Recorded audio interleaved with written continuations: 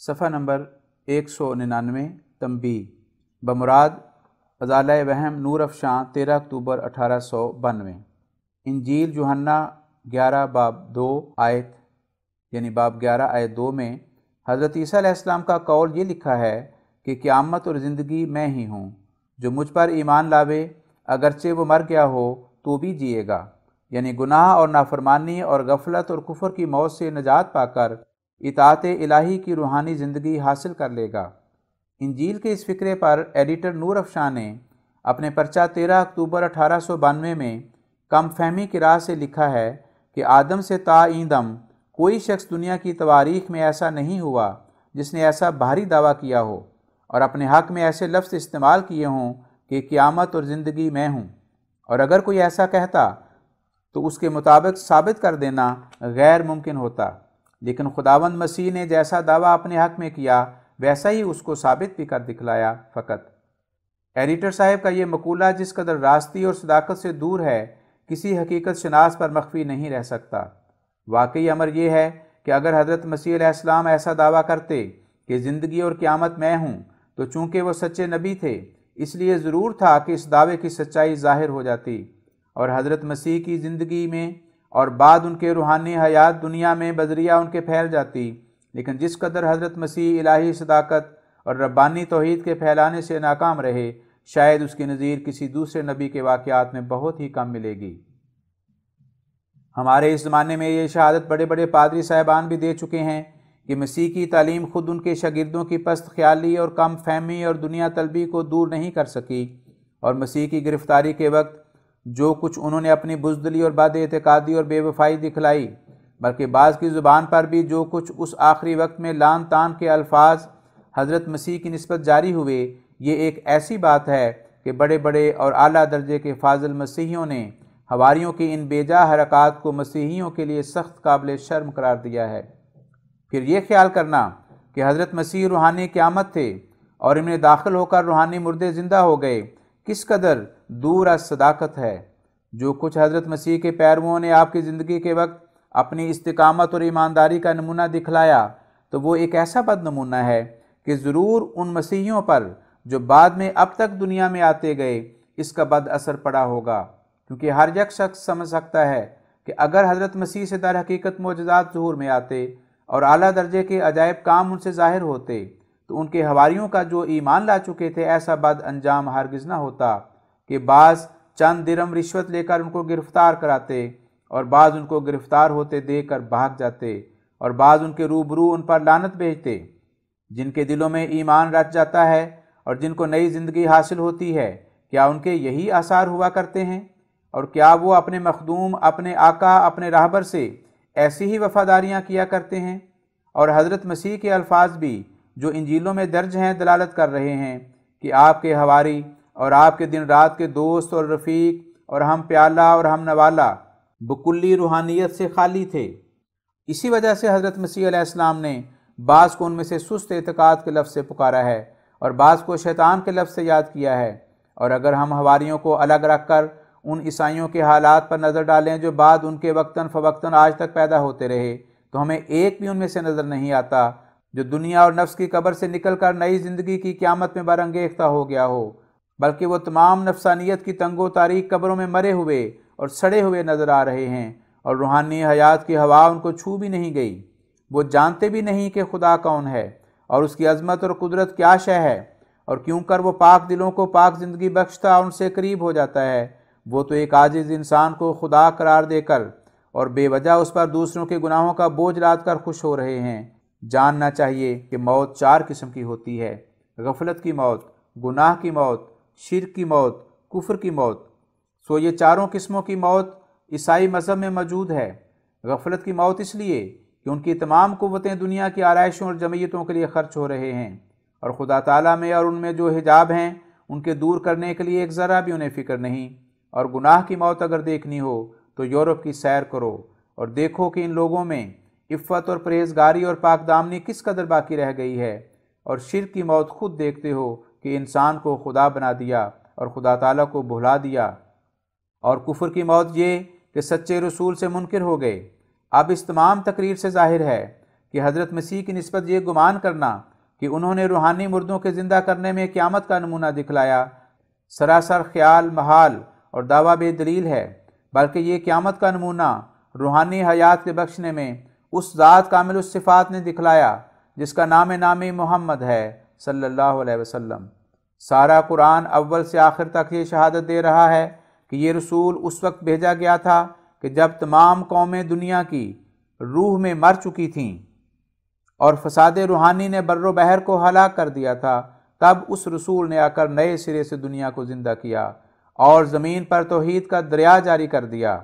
اگر کوئی منصف فکر کرے کہ جزیرہ عرب کے لوگ اول کیا تھے اور پھر اس رسول کی پیروی کے بعد کیا ہو گئے اور کیسی ان کی وحشیانہ حالت اعلیٰ درجے کی انسانیت تک پہنچ گئی، اور کس صدق و صفا سے انہوں نے اپنے ایمان کو اپنے خونوں کے بہانے سے اور اپنی جانوں کے فدا کرنے اور اپنے عزیزوں کو چھوڑنے اور اپنے مالوں اور عزتوں اور آراموں کو خدا تعالیٰ کی راہ میں لگانے سے ثابت کر دکھلایا، تو بلا شبہ ان کی ثابت قدمی اور ان کا صدق اپنے پیارے رسول کی راہ میں ان کی جاں فشانی ایک اعلیٰ درجے کی کرامت کے رنگ میں اس کو نظر آئے گی۔ وہ پاک نظر ان کے وجودوں پر کچھ ایسا کام کر گئی کہ وہ اپنے آپ سے کھوئے گئے، اور انہوں نے فنا فی اللہ ہو کر صدق اور راست بازی کے وہ کام دکھلائے جس کی نظیر کسی قوم میں ملنا مشکل ہے۔ اور جو کچھ انہوں نے عقائد کے طور پر حاصل کیا تھا وہ یہ تعلیم نہ تھی کہ کسی عاجز انسان کو خدا مانا جائے یا خدا تعالیٰ کو بچوں کا محتاج ٹھہرایا جائے، بلکہ انہوں نے حقیقی خدائے ذوالجلال جو ہمیشہ سے غیر متبدل اور حی قیوم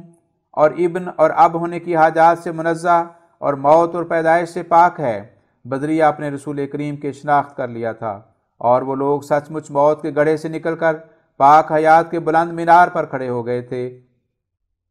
اور ہر یک نے ایک تازہ زندگی پالی تھی اور اپنے ایمانوں میں ستاروں کی طرح چمک اٹھے تھے۔ سو در حقیقت ایک ہی کامل انسان دنیا میں آیا جس نے ایسے اتم اور اکمل طور پر یہ روحانی قیامت دکھلائی، اور ایک زمانہ دراز کے مردوں اور ہزاروں برسوں کے عظیم رمیم کو زندہ کر دکھلایا۔ اس کے آنے سے قبریں کھل گئیں اور بوسیدہ ہڈیوں میں جان پڑ گئی، اور اس نے ثابت کر دکھلایا کہ وہی حاشر اور وہی روحانی قیامت ہے جس کے قدموں پر ایک عالم قبروں میں سے نکل آیا۔ اور بشارت وَرَأَيْتَ النَّاسَ يَدْخُلُونَ فِي دِينِ اللَّهِ أَفْوَاجًا،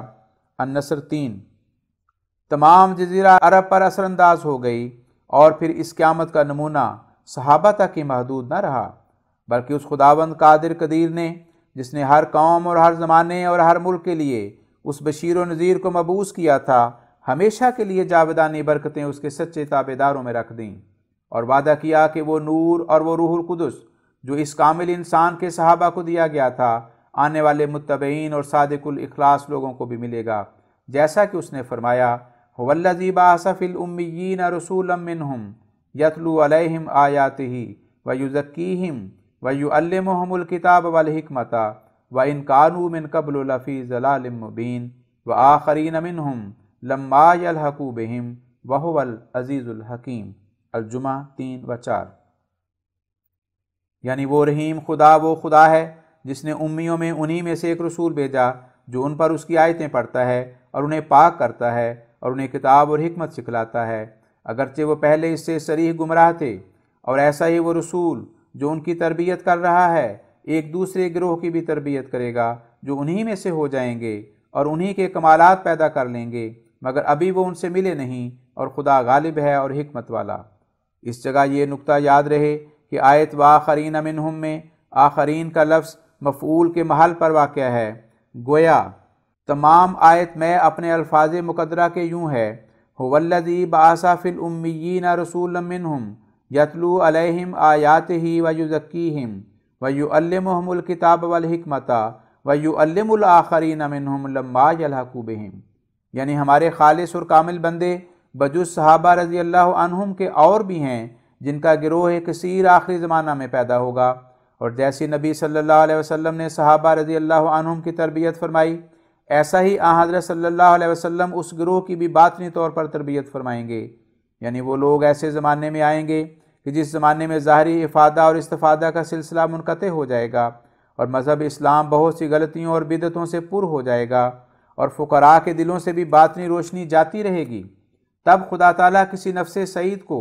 بغیر وسیلہ ظاہری سلسلوں اور طریقوں کے صرف نبی کریم کی روحانیت کی تربیت سے کمال روحانی تک پہنچا دے گا، اور اس کو ایک گروہ بنائے گا، اور وہ گروہ صحابہ کے گروہ سے نہایت شدید مشابہت پیدا کرے گا، کیونکہ وہ تمام و کمال آن حضرت صلی اللہ علیہ وسلم کی ہی ذرات ہوگی، اور آن حضرت صلی اللہ علیہ وسلم کا فیضان ان میں جاری و ساری ہوگا، اور صحابہ سے وہ ملیں گے، یعنی اپنے کمالات کے روح سے ان کے مشابہ ہو جائیں گے، اور ان کو خدا تعالیٰ کے فضل و کرم سے وہی موقع ثواب حاصل کرنے کے حاصل ہو جائیں گے جو صحابہ کو حاصل ہوئے تھے، اور بباعث تنہائی اور بے کسی اور پھر ثابت قدمی کے اسی طرح خدا تعالیٰ کے نزدیک صادق سمجھے جائیں گے جس طرح صحابہ سمجھے گئے تھے، کیونکہ یہ زمانہ بہت سی آفتوں اور فتنوں اور بے ایمانی کے پھیلنے کا زمانہ ہوگا، اور راست بازوں کو وہی مشکلات پیش آ جائیں گی جو صحابہ رضی اللہ عنہم کو پیش آئی تھیں، اس لیے وہ ثابت قدمی دکھلانے کے بعد صحابہ کے مرتبے پر شمار ہوں گے۔ لیکن درمیانی زمانہ فیض عوج ہے، جس میں بباعث روب اور شوکت سلاطین اسلام اور کثرت اسباب تناعم صحابہ کے قدم پر قدم رکھنے والے اور ان کے مراتب کو ذلی طور پر حاصل کرنے والے بہت ہی کم تھے، مگر آخری زمانہ اول زمانہ کے مشابہ ہوگا، کیونکہ اس زمانے کے لوگوں پر غربت طاری ہو جائے گی، اور بجز ایمانی قوت کے اور کوئی سہارا بلاؤں کے مقابلے پر ان کے لیے نہ ہوگا، سو ان کا ایمان خدا تعالیٰ کے نزدیک ایسا مضبوط اور ثابت ہوگا کہ اگر ایمان آسمان پر چلا جاتا تب بھی وہ اس کو زمین پر لے آتے، یعنی ان پر زلزلے آئیں گے اور وہ آزمائے جائیں گے اور سخت فتنے ان کو گھیریں گے، لیکن وہ ایسے ثابت قدم نکلیں گے کہ اگر ایمان افلاک پر بھی ہوتا تب بھی اس کو نہ چھوڑتے۔ سو یہ تعریف کہ وہ ایمان کو آسمان پر سے بھی لے آتے اس بات کی طرف اشارہ کر رہی ہے کہ وہ ایسے زمانے میں آئیں گے کہ جب چاروں طرف بے ایمانی پھیلی ہوئی ہوگی اور خدا تعالیٰ کی سچی محبت دلوں سے نکل جائے گی، مگر ان کا ایمان ان دلوں میں بڑے زور میں ہوگا، اور خدا تعالیٰ کے لیے بلاکشی کی ان میں بہت قوت ہوگی، اور صدق اور ثبات بے انتہا ہوگا، نہ کوئی خوف ان کے لیے مانع ہوگا، اور نہ کوئی دنیاوی امید ان کو سست کرے گی، اور ایمانی قوت انہی باتوں سے آزمائی جاتی ہے کہ ایسی آزمائشوں کے وقت اور بے ایمانی کے زمانے میں ثابت نکلے۔ سو اس حدیث میں یہ اشارہ پایا جاتا ہے کہ اس گروہ کا اسی وقت میں آنا ضروری ہے جب کہ اس کی آزمائش کے لیے ایسے ایسے اسباب موجود ہوں اور دنیا حقیقی ایمان سے ایسی دور ہو کہ گویا خالی ہو۔ خلاصہ کلام یہ کہ اللہ جل شانہ ان کے حق میں فرماتا ہے کہ وہ آخری زمانے میں آنے والے خالص اور کامل بندے ہوں گے جو اپنے کمال ایمان اور کمال اخلاص اور کمال صدق اور کمال استقامت اور کمال ثابت قدمی اور کمال معرفت اور کمال خدادانی کی روح سے صحابہ کے ہم رنگ ہوں گے۔ اور اس بات کو بخوبی یاد رکھنا چاہیے کہ در حقیقت اس آیت میں آخری زمانے کے کاملین کی طرف اشارہ ہے، نہ کسی اور زمانے کی طرف،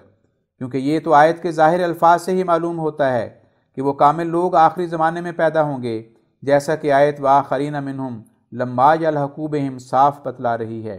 اور زمانے تین ہیں، ایک اول جو صحابہ کا زمانہ ہے، اور ایک اوسط جو مسیح موعود اور صحابہ کے درمیان ہے، اور ایک آخری زمانہ جو مسیح موعود کا زمانہ اور مصداق آیت وآخرین منہم کا ہے، وہ وہی زمانہ ہے جس میں ہم ہیں۔ جیسا کہ مولوی صدیق حسن مرحوم قنوجی سما بھوپالوی جو شیخ بطالوی کے نزدیک مجدد وقت ہیں، اپنی کتاب حجج الکرامہ کے صفحہ 155 میں لکھتے ہیں کہ آخریت این امت از بدایت الفسانی شروع کر دیدہ آثار تقوی از اول گم شدہ بودند و اکنون سطوت ظاہری اسلام ہم مفقودہ شدہ تمہ کلامہ۔ اور یہ تو ظاہر ہے کہ رسول اللہ صلی اللہ علیہ وسلم نے دو ہی زمانے نیک قرار دیے ہیں، ایک صحابہ کا زمانہ جس کا امتداد اس حد تک متصور ہے جس میں سب سے آخر کوئی صحابی فوت ہوا ہو، اور امتداد اس زمانے کا امام اعظم ابو حنیفہ رضی اللہ عنہ کے وقت تک ثابت ہوتا ہے، اور دوسرا زمانہ وسط ہے جس کو بلحاظ بدعات کثیرہ ام الخبائث کہنا چاہیے، اور جس کا نام حضرت صلی اللہ علیہ وسلم نے فیض عوج رکھا ہے۔ اور اس زمانے کا آخری حصہ جو مسیح موعود کے زمانہ اقبال سے ملحق ہے، اس کا حال احادیث نبویہ کی روح سے نہایت ہی بدتر معلوم ہوتا ہے۔ یہاں حضور اقدس علیہ السلام حاشیے میں ایک رویا کا بیان فرماتے ہیں۔ حاشیہ ایک رویا کے بیان میں جب یہ عاجز نور افشاں کے جواب میں اس بات کو دلائل شافیہ کے ساتھ لکھ چکا کہ در حقیقت روحانی قیامت کے مصداق ہمارے نبی صلی اللہ علیہ وسلم ہیں، اور کسی قدر نعت نبی کریم صلی اللہ علیہ وسلم جو در حقیقت احاطہ بیان سے خارج ہے، ان عبارات میں درج کر چکا، اور نیز بطور نمونہ کچھ مناقب و محامد صحابہ کرام رضی اللہ عنہم بھی اسی ثبوت کے ذیل میں تحریر کر چکا، تو وہ 17 اکتوبر 1892 کا دن تھا۔ پھر جب میں رات کو بعد تحریر نعت نبی کریم صلی اللہ علیہ وسلم اور مناقب و محامد صحابہ رضی اللہ عنہم سویا، تو مجھے ایک نہایت مبارک اور پاک رویا دکھایا گیا۔ کیا دیکھتا ہوں کہ میں ایک وسیع مکان میں ہوں، جس کے نہایت کشادہ اور وسیع دالان ہیں، اور نہایت مکلف فرش ہو رہے ہیں، اور اوپر کی منزل ہے، اور میں ایک جماعت کثیر کو ربانی حقائق و معارف سنا رہا ہوں، اور ایک اجنبی اور غیر معتقد مولوی اس جماعت میں بیٹھا ہے، جو ہماری جماعت میں سے نہیں ہے، مگر میں اس کا حلیہ پہچانتا ہوں۔ وہ لاغر اندام اور سفید ریش ہے۔ اس نے میرے اس بیان میں دخل بے جا دے کر کہا کہ یہ باتیں کنہ باری میں دخل ہے اور کنہ باری میں گفتگو کرنے کی ممانت ہے۔ تو میں نے کہا کہ اے نادان، ان بیانوں کو کنہ باری سے کچھ تعلق نہیں، یہ معارف ہیں، اور میں نے اس کے بے جا دخل سے دل میں بہت رنج کیا اور کوشش کی کہ وہ چپ رہے، مگر وہ اپنی شرارتوں سے باز نہ آیا۔ تب میرا غصہ بھڑکا اور میں نے کہا کہ اس زمانے کے بدذات مولوی شرارتوں سے باز نہیں آتے، خدا ان کی پردہ دری کرے گا، اور ایسے ہی چند الفاظ اور بھی کہے جو اب مجھے یاد نہیں رہے۔ تب میں نے اس کے بعد کہا کہ کوئی ہے کہ اس مولوی کو اس مجلس سے باہر نکالے، تو میرے ملازم حامد علی نام کی صورت پر ایک شخص نظر آیا۔ اس نے اٹھتے ہی اس مولوی کو پکڑ لیا اور دھکے دے کر اس کو اس مجلس سے باہر نکالا اور زینے کے نیچے اتار دیا۔ تب میں نے نظر اٹھا کر دیکھا تو کیا دیکھتا ہوں کہ جناب رسول اللہ صلی اللہ علیہ وسلم ہماری جماعت کے قریب ایک وسیع چبوترے پر کھڑے ہیں، اور یہ بھی گمان گزرتا ہے کہ چہل قدمی کر رہے ہیں، اور معلوم ہوتا ہے کہ جب مولوی کو نکالا گیا تو آن حضرت صلی اللہ علیہ وسلم اسی جگہ کے قریب ہی کھڑے تھے، مگر اس وقت نظر اٹھا کر دیکھا نہیں۔ اب جو دیکھا تو معلوم ہوا کہ آن حضرت صلی اللہ علیہ وسلم کے ہاتھ میں کتاب آئینہ کمالات اسلام ہے، یعنی یہی کتاب، اور یہ مقام جو اس وقت چھپا ہوا معلوم ہوتا ہے، اور آن جناب صلی اللہ علیہ وسلم نے اپنی انگشت مبارک اس مقام پر رکھی ہوئی ہے کہ جہاں آن حضرت صلی اللہ علیہ وسلم کے محامد مبارکہ کا ذکر اور آپ کی پاک اور پر اثر اور اعلیٰ تعلیم کا بیان ہے، اور ایک انگشت اس مقام پر بھی رکھی ہوئی ہے کہ جہاں صحابہ رضی اللہ عنہم کے کمالات اور صدق و وفا کا بیان ہے، اور آپ تبسم فرماتے ہیں اور کہتے ہیں کہ ھذا لی و ھذا لاصحابی، یعنی یہ تعریف میرے لیے ہے اور یہ میرے اصحاب کے لیے۔ اور پھر بعد اس کے خواب سے الہام کی طرف میری طبیعت متنزل ہوئی اور کشفی حالت پیدا ہو گئی، تو کشفاً میرے پر ظاہر کیا گیا کہ اس مقام میں جو خدا تعالیٰ کی تعریف ہے اس پر اللہ تعالیٰ نے اپنی رضا ظاہر کی، اور پھر اس کی نسبت یہ الہام ہوا کہ ھذا الثناء لی، اور رات منگل کی تھی اور 3 بجے پر 15 منٹ گزرے تھے۔ مقرر یہ کہ 18 اکتوبر 1892 کے بعد 7 دسمبر 1892 کو ایک اور رویا دیکھا۔ کیا دیکھتا ہوں کہ میں حضرت علی کرم اللہ وجہہ بن گیا ہوں، یعنی خواب میں ایسا معلوم کرتا ہوں کہ وہی ہوں۔ اور خواب کے عجائبات میں سے ایک یہ بھی ہے کہ بعض اوقات ایک شخص اپنے تئیں دوسرا شخص خیال کر لیتا ہے، سو اس وقت میں سمجھتا ہوں کہ میں علی مرتضیٰ ہوں، اور ایسی صورت واقعہ ہے کہ ایک گروہ خارج کا میری خلافت کا مزاحم ہو رہا ہے، یعنی وہ گروہ میری خلافت کے عمر کو روکنا چاہتا ہے اور اس میں فتنہ انداز ہے۔ تب میں نے دیکھا کہ رسول صلی اللہ علیہ وسلم میرے پاس ہیں اور شفقت اور تودد سے مجھے فرماتے ہیں، یا علیو دعہم و انصارہم و زراعتہم، یعنی اے علی، ان سے اور ان کے مددگاروں اور ان کی کھیتی سے کنارہ کر اور ان کو چھوڑ دے اور ان سے منہ پھیر لے۔ اور میں نے پایا کہ اس فتنے کے وقت صبر کے لیے آن حضرت صلی اللہ علیہ وسلم مجھ کو فرماتے ہیں اور اعراض کے لیے تاکید کرتے ہیں اور کہتے ہیں کہ تو ہی حق پر ہے، مگر ان لوگوں سے ترک خطاب بہتر ہے۔ اور کھیتی سے مراد مولویوں کے پیرووں کی وہ جماعت ہے جو ان کی تعلیموں سے اثر پذیر ہے، جس کی وہ ایک مدت سے آبپاشی کرتے چلے آئے ہیں۔ پھر بعد اس کے میری طبیعت الہام کی طرف منحدر ہوئی، اور الہام کی روح سے خدا تعالیٰ نے میرے پر ظاہر کیا کہ ایک شخص سے مخالف میری نسبت کہتا ہے، ضرونی اقتل موسیٰ، یعنی مجھ کو چھوڑو تا میں موسیٰ کو، یعنی اس عاجز کو قتل کر دوں۔ اور یہ خواب رات کے 3 بجے قریباً 20 منٹ کم میں دیکھی تھی، اور صبح بدھ کا دن تھا۔ فالحمدللہ علی ذالک۔ صفحہ نمبر 215، سطر نمبر 3۔ بہقی نے اس کے بارے میں ایک حدیث لکھی ہے، یعنی یہ کہ حضرت صلی اللہ علیہ وسلم فرماتے ہیں کہ اس زمانے کے مولوی اور فتویٰ دینے والے ان تمام لوگوں سے بدتر ہوں گے جو اس وقت روئے زمین پر موجود ہوں گے۔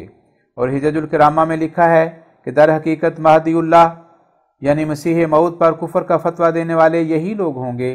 اس بات سے اکثر مسلمان بے خبر ہیں کہ احادیث سے ثابت ہے کہ مسیح موعود پر بھی کفر کا فتویٰ ہوگا، چنانچہ وہ پیشگوئی پوری ہوئی۔ غرض وہ زمانہ جو اول زمانہ اور مسیح موعود کے زمانے کے بیچ میں ہے نہایت فاسد زمانہ ہے۔ چنانچہ اس زمانے کے لوگوں کی نسبت حضرت صلی اللہ علیہ وسلم فرماتے ہیں خیر هذه الامة اولها وآخرها، اولها فیہم رسول اللہ صلی اللہ علیہ وسلم وآخرها فیہم عیسی ابن مریم وبین ذالک فیج آوج لیسوا منی ولست منہم، یعنی امتیں دو ہی بہتر ہیں، ایک اول اور ایک آخر، اور درمیانی گروہ ایک لشکر کج ہے جو دیکھنے میں ایک فوج اور روحانیت کے روح سے مردہ ہے، نہ وہ مجھ سے اور نہ میں ان میں سے ہوں۔ حدیث صحیح میں ہے کہ جب یہ آیت نازل ہوئی کہ آخرین منہم لما یلحقوا بہم، تو حضرت صلی اللہ علیہ وسلم نے سلمان فارسی کے کاندھے پر ہاتھ رکھا اور فرمایا لو کان الایمان عند الثریہ لنالہ رجل من فارس اور رجال من فارس۔ بس اس حدیث سے معلوم ہوا کہ آخری زمانے میں فارسی الاصل لوگوں میں سے ایک آدمی پیدا ہوگا کہ وہ ایمان میں ایسا مضبوط ہوگا کہ اگر ایمان ثریہ میں ہوتا تو وہیں سے اس کو لے آتا۔ اور ایک دوسری حدیث میں اسی شخص کو مہدی کے لفظ سے موسوم کیا گیا ہے اور اس کا ظہور آخری زمانے میں بلاد مشرقیہ سے قرار دیا گیا ہے، اور دجال کا ظہور بھی آخری زمانے میں بلاد مشرقیہ سے قرار دیا گیا ہے۔ ان دونوں حدیثوں کے ملانے سے معلوم ہوتا ہے کہ جو شخص دجال کے مقابل پر آنے والا ہے وہ یہی شخص ہے، اور سنت اللہ بھی اسی بات کو چاہتی ہے کہ جس ملک میں دجال جیسا خبیث پیدا ہوا اسی ملک میں وہ طیب بھی پیدا ہو، کیونکہ طبیب جب آتا ہے تو بیمار کی طرف ہی رخ کرتا ہے، اور یہ نہایت تعجب کا مقام ہے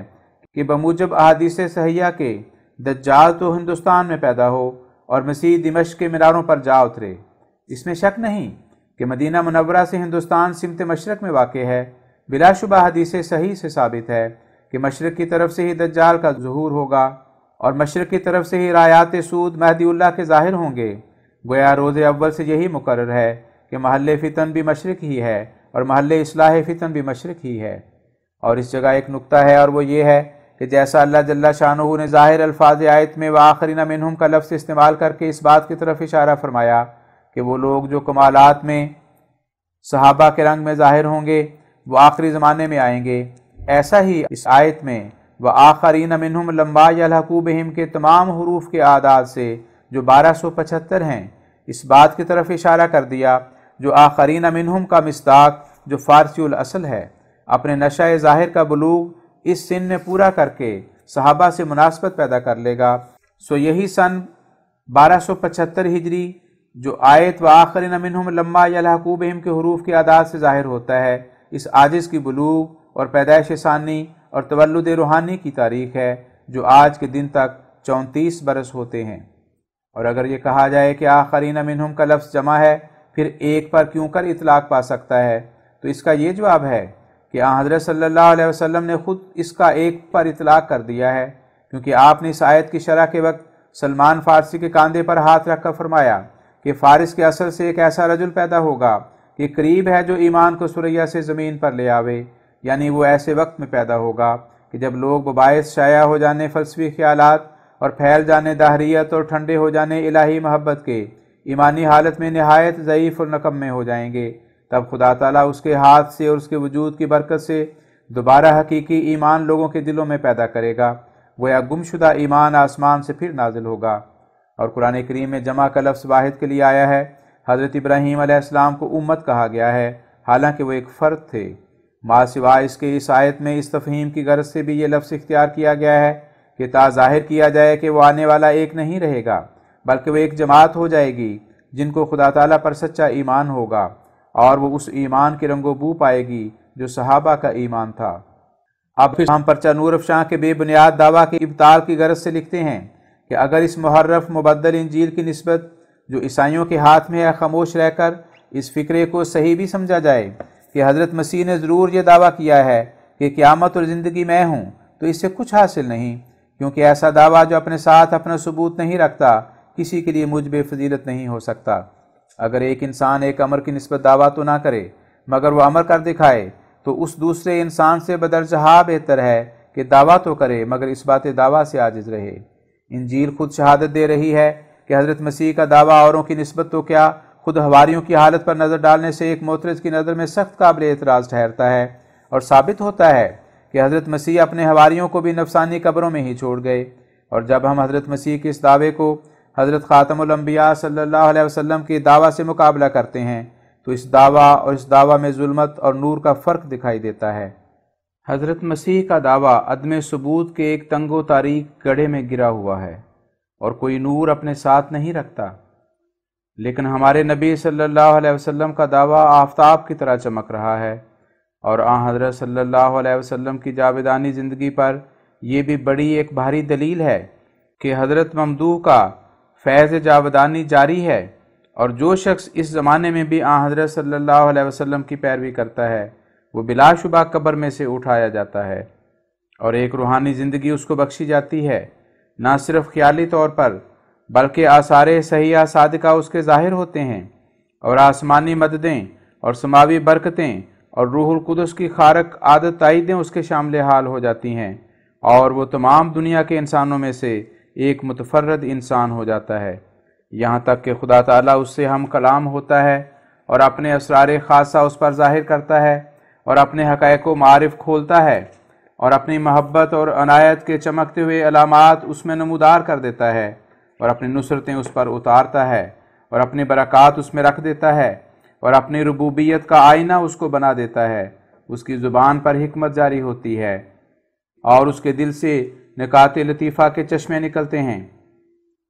और पोशीदा भेद उस पर आश्कार किए जाते हैं, और खुदा ताला एक अज़ीमुश्शान तजल्ली उस पर फरमाता है और उससे नहायत करीब हो जाता है, और वो अपनी इस्तिजाबत दुआओं में और अपनी कबूलियतों में और फ़तह अब्वाब मार्फत में और इंकिशाफ़ असरार गैबिया में और नुज़ूल बरक़ात में सबसे ऊपर और सब पर गालिब रहता है।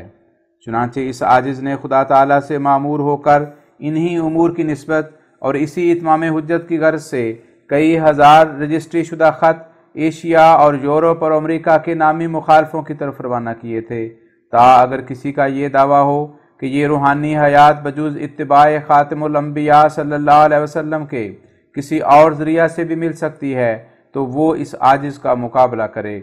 और अगर ये नहीं तो तालिब हक़ बनकर यकतरफ़ा बरक़ात और आयात और निशानों के मुशाहदे के लिए हाजिर आवे। लेकिन किसी ने सिद्क़ और नेक नीयती से इस तरफ रुख न किया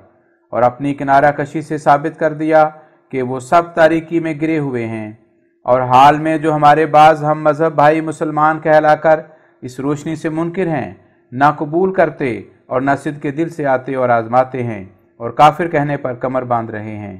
इन सब उमूर का असल बायस नाबीनाई और बुखल और शिद्दत तासुब है, और ऐसे लोगों का इस्लाम में होना इस्लाम की हद तक का मूजिब नहीं, और ये इतराज़ नहीं हो सकता कि इन लोगों के अमराज रूहानी क्यों दूर नहीं हुए और ये लोग क्यों कब्रों में से ना निकले, क्योंकि अगर कोई आफताब की तरफ से अपने घर के किवाड़ बंद करके एक तारीक गोशे में बैठ जाए, तो अगर उस तक आफताब की रोशनी ना पहुँचे तो ये आफताब का कसूर नहीं बल्कि खुद उस शख्स का कसूर है जिसने ऐसा किया। माँ सिवा इसके अगरचे ये लोग कैसे ही महजूब और दूर अज हकीकत हैं, मगर फिर भी अलानिया तौहीद के कायल हैं, किसी इंसान को खुदा नहीं बनाते और बबरकत तौहीद अपने अंदर एक नूर भी रखते हैं और किसी कदर ज़िंदगी की हरारत उनमें मौजूद है। इसलिए हम नहीं कह सकते कि वो बिल्कुल मर गए, अगरचे ख़तरनाक हालत में हैं। अगर कोई ईसाई या हिंदू हमारी तरफ से मुंह फेर कर ऐसी नुक्ताचीनी करे तो वो सख्त मुतासब या सख्त नादान है। बाग में कांटों का होना भी ज़रूरी है, जहाँ फूल हैं कांटे भी होंगे, मगर फ़िरक़े मुखालफा में तो सरासर कांटों का ही अंबार नज़र आता है। ईसाइयों की ये सरासर बेहुदा बातें हैं कि मसीह रूहानी क़यामत था और मसीह में होकर हम जी उठे। हजरात ईसाई खूब याद रखें कि मसीह अलैहिस्सलाम का नमूना क़यामत होना सरे मुँह साबित नहीं, और ना ईसाई जी उठे बल्कि मुर्दा और सब मुर्दों से अव्वल दर्जे पर और तंगो तारीक कब्रों में पड़े हुए और शिर्क के गड्ढे में गिरे हुए हैं। نہ ایمانی روح ان میں ہے، نہ ایمانی روح کی برکت، بلکہ ادنا سے ادنا درجہ توحید کا جو مخلوق پرستی سے پرہیز کرنا ہے وہ بھی ان کو نصیب نہیں ہوا، اور ایک اپنے جیسے عاجز و ناتوان کو خالق سمجھ کر اس کی پرستش کر رہے ہیں۔ یاد رہے کہ توحید کے 3 درجے ہیں۔ سب سے ادنا درجہ یہ ہے کہ اپنے جیسی مخلوق کی پرستش نہ کریں، نہ پتھر کی، نہ آگ کی، نہ آدمی کی، نہ کسی ستارے کی۔ دوسرا درجہ یہ ہے کہ اسباب پر بھی ایسے نہ گریں کہ گویا ایک قسم کا ان کو ربوبیت کے کارخانہ میں مستقل دخیل قرار دیں، بلکہ ہمیشہ مسبب پر نظر رہے، نہ اسباب پر۔ تیسرا درجہ توحید کا یہ ہے کہ تجلیات الہیہ کا کامل مشاہدہ کر کے ہر یک غیر کے وجود کو کل عدم قرار دیں، اور ایسا ہی اپنے وجود کو بھی، غرض ہر یک چیز نظر میں فانی دکھائی دے بجز اللہ تعالیٰ کی ذات کامل الصفات کے۔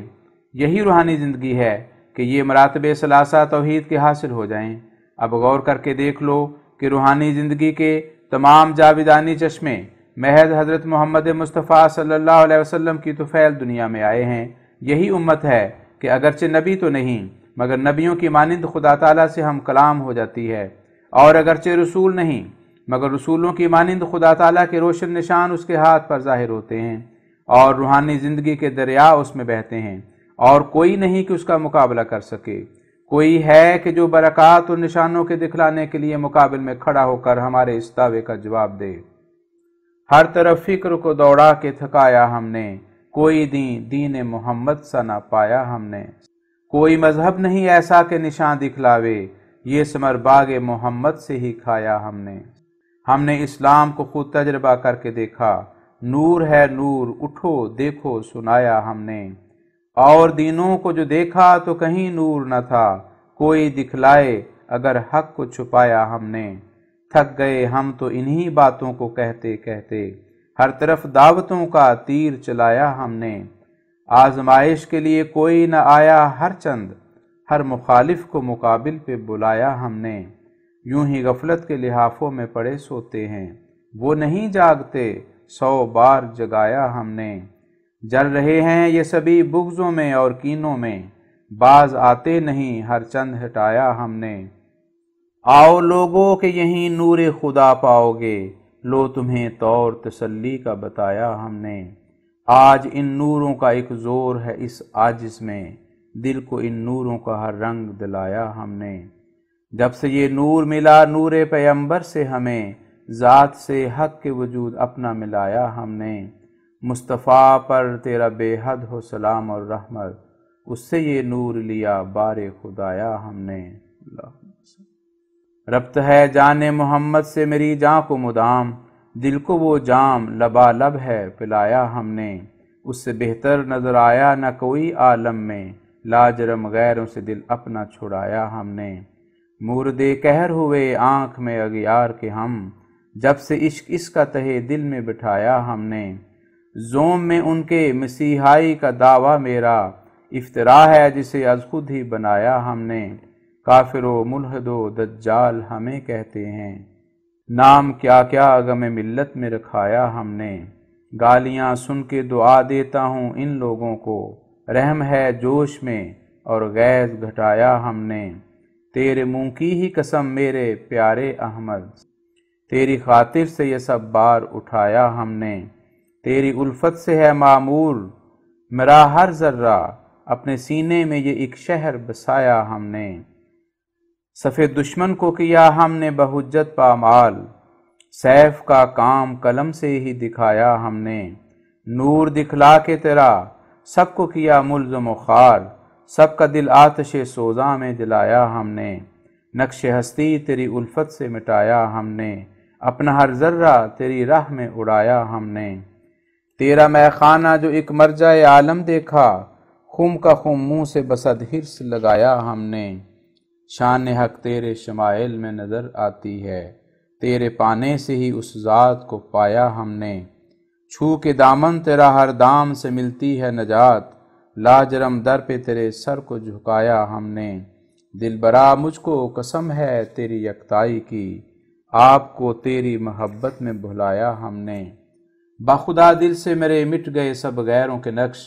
جب سے دل میں یہ تیرا نقش جمایا ہم نے۔ دیکھ کر تجھ کو عجب نور کا جلوہ دیکھا، نور سے تیرے شیاطین کو جلایا ہم نے،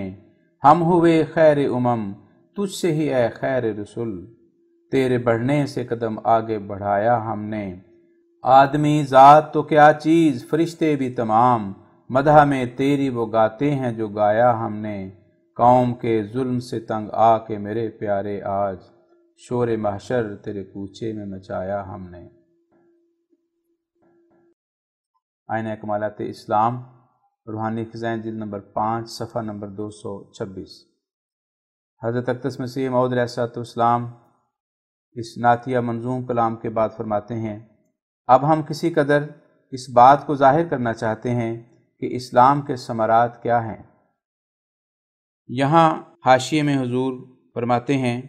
سید احمد خان صاحب CSI پر ایک ضروری اتمام حجت۔ اسلام کے ایک جدید فرقے کے سرگرو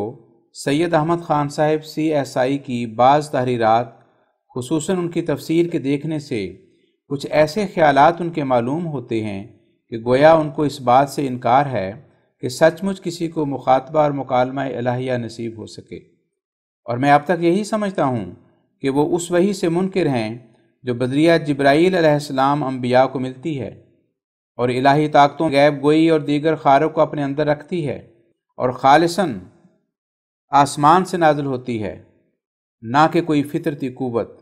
اگرچہ وہ بظاہر جبرائیل کو بھی مانتے ہیں، مگر ان کا جبرائیل وہ نہیں ہے جس کو بالاتفاق 20 کروڑ مسلمان دنیا میں مان رہے ہیں۔ وہ کلام الہی کے بھی قائل ہیں، مگر اس کلام کے نہیں جو خدا کا نور اور خدائی طاقتیں اپنے وجود میں رکھتا ہے، بلکہ صرف ایک ملکہ فطرت جو انسانی ظرف کے اندازے پر فیض الہی قبول کرتا ہے، نہ وہ وہی جو خدائی کے چشمے سے نکلی ہے۔ اور تعجب یہ کہ سید صاحب قرآن کریم کو بھی من جانب اللہ مانتے ہیں، اور ان کے کاموں سے معلوم ہوتا ہے کہ وہ اسلام سے محبت بھی رکھتے ہیں اور مسلمانوں کے ہمدرد بھی ہیں اور اہل اسلام کی ذریت کی دنیاوی حالت کے خیر خواہ بھی، مگر باوصف اس کے تعجب پر تعجب یہ کہ وہ کیوں بینات قرآن کریم کے برخلاف نہایت مجہول اور منکر رائیں ظاہر کر رہے ہیں۔ اس کا باعث ایک ناگہانی ابتلا معلوم ہوتا ہے جس میں وہ پھنس گئے، اور وہ یہ کہ قبل اس کے کہ وہ قرآن کریم کی تعلیمات میں تدبر کرتے اور اس کے تسلی بخش دلائل سے اطلاع پاتے، کسی منحوس وقت میں ان کتابوں کی طرف متوجہ ہو گئے جو اس زمانے کے یورپ کے فلاسفروں نے، جو دہریہ کے قریب قریب ہیں، تالیف کی ہیں۔ اور نہ صرف یہی، بلکہ معلوم ہوتا ہے کہ ایسے ملحد طبع نو تعلیم یافتہ لوگوں کی باتیں بھی سنتے رہے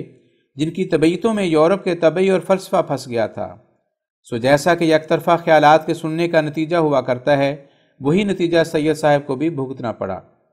قرآن کریم کے حقائق معارف سے تو بے خبر ہی تھے، اس لیے فلاسفروں کی تقریروں کے ساحرانہ اثر نے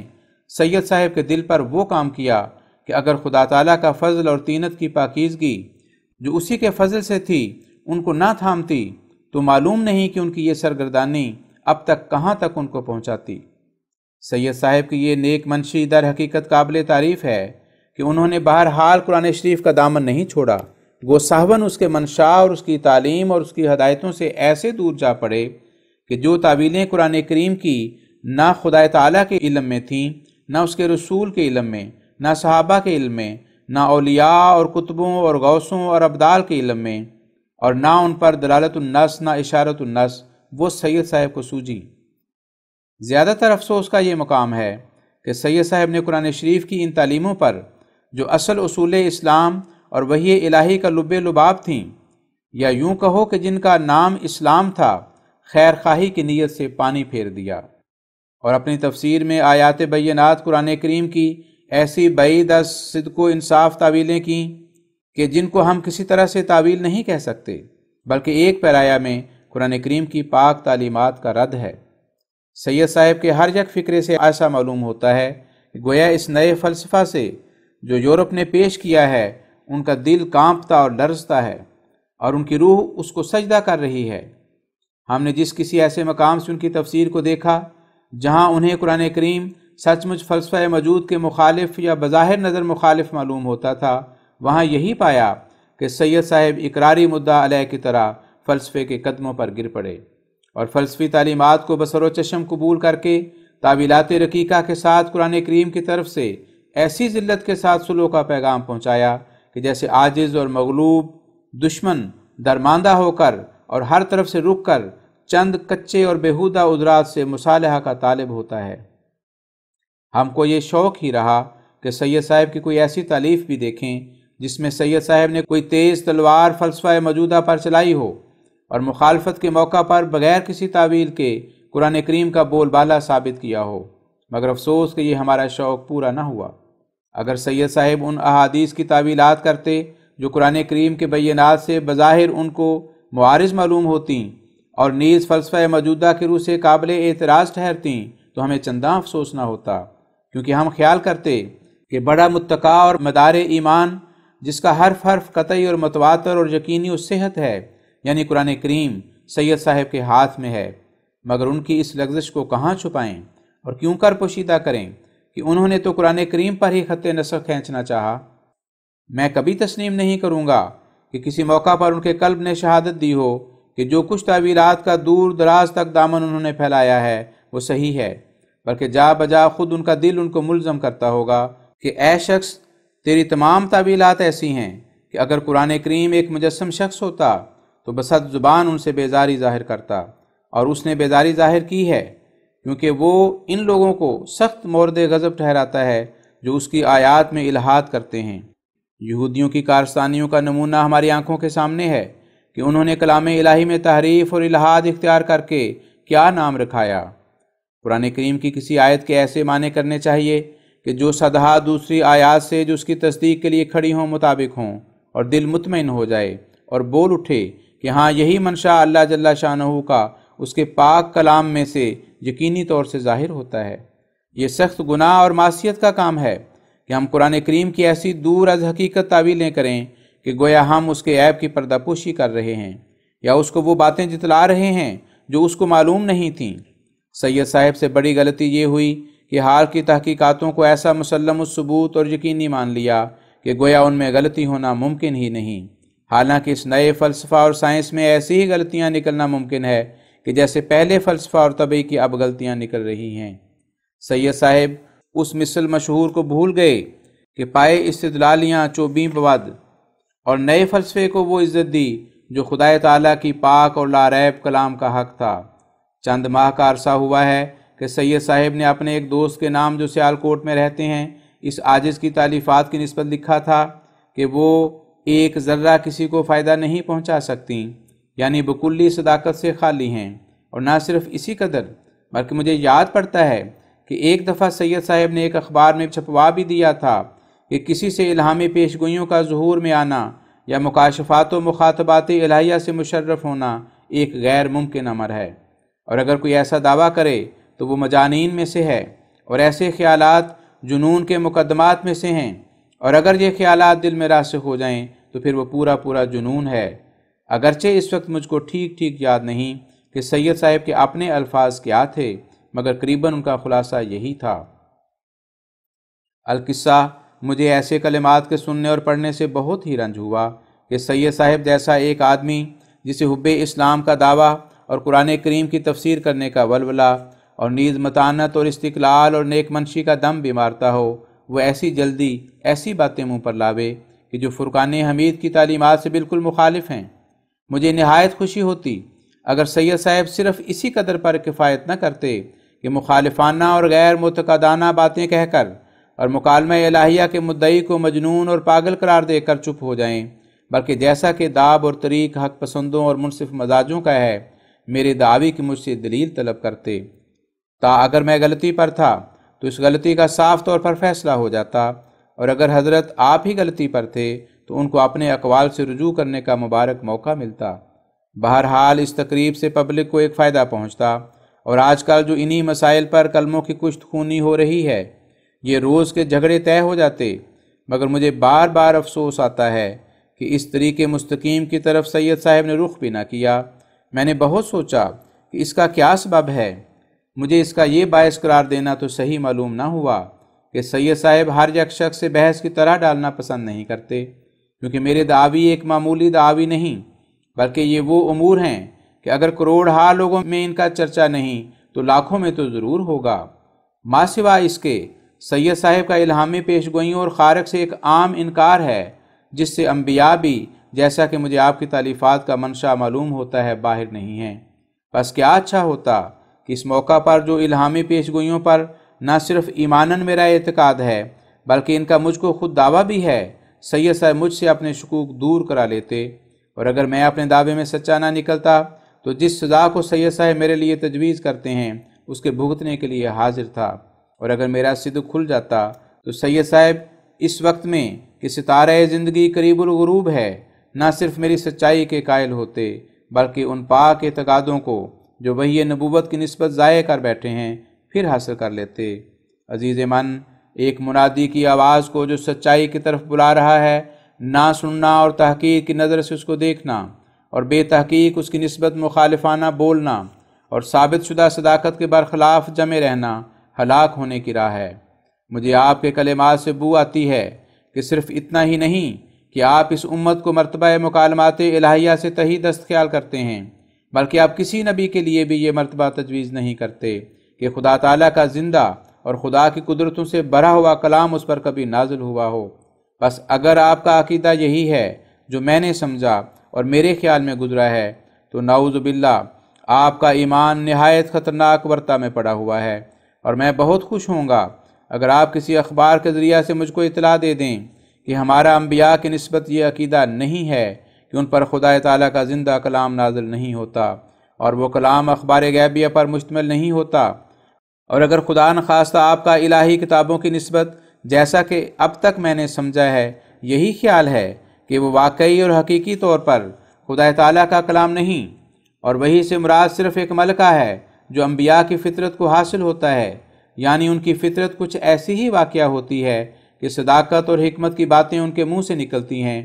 تو پھر میں آپ پر کھلے کھلے معارضہ کے ساتھ اتمام حجت کرنا چاہتا ہوں تا لوگ آپ کی پیروی سے ہلاک نہ ہوں۔ اگر آپ اپنے قول سے رجوع کا اقرار کر کے مجھ سے اس بات کا ثبوت چاہیں کہ کیوں کر وہی فی الواقعہ خدا تعالیٰ کا کلام ہوتا ہے اور اخبار غیبیہ اور آئندہ اور گزشتہ کی خبروں پر مشتمل ہوتا ہے، تو میں بڑی خوشی سے الہامی پیشگوئیوں کے نمونے سے ثبوت دینے کو تیار ہوں،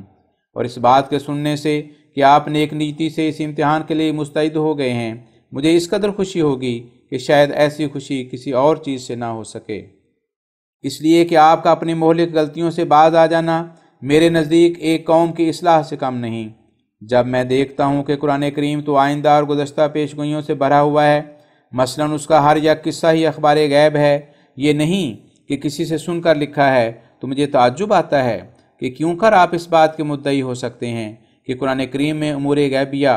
اور آئندہ اور گزشتہ کی خبریں نہیں۔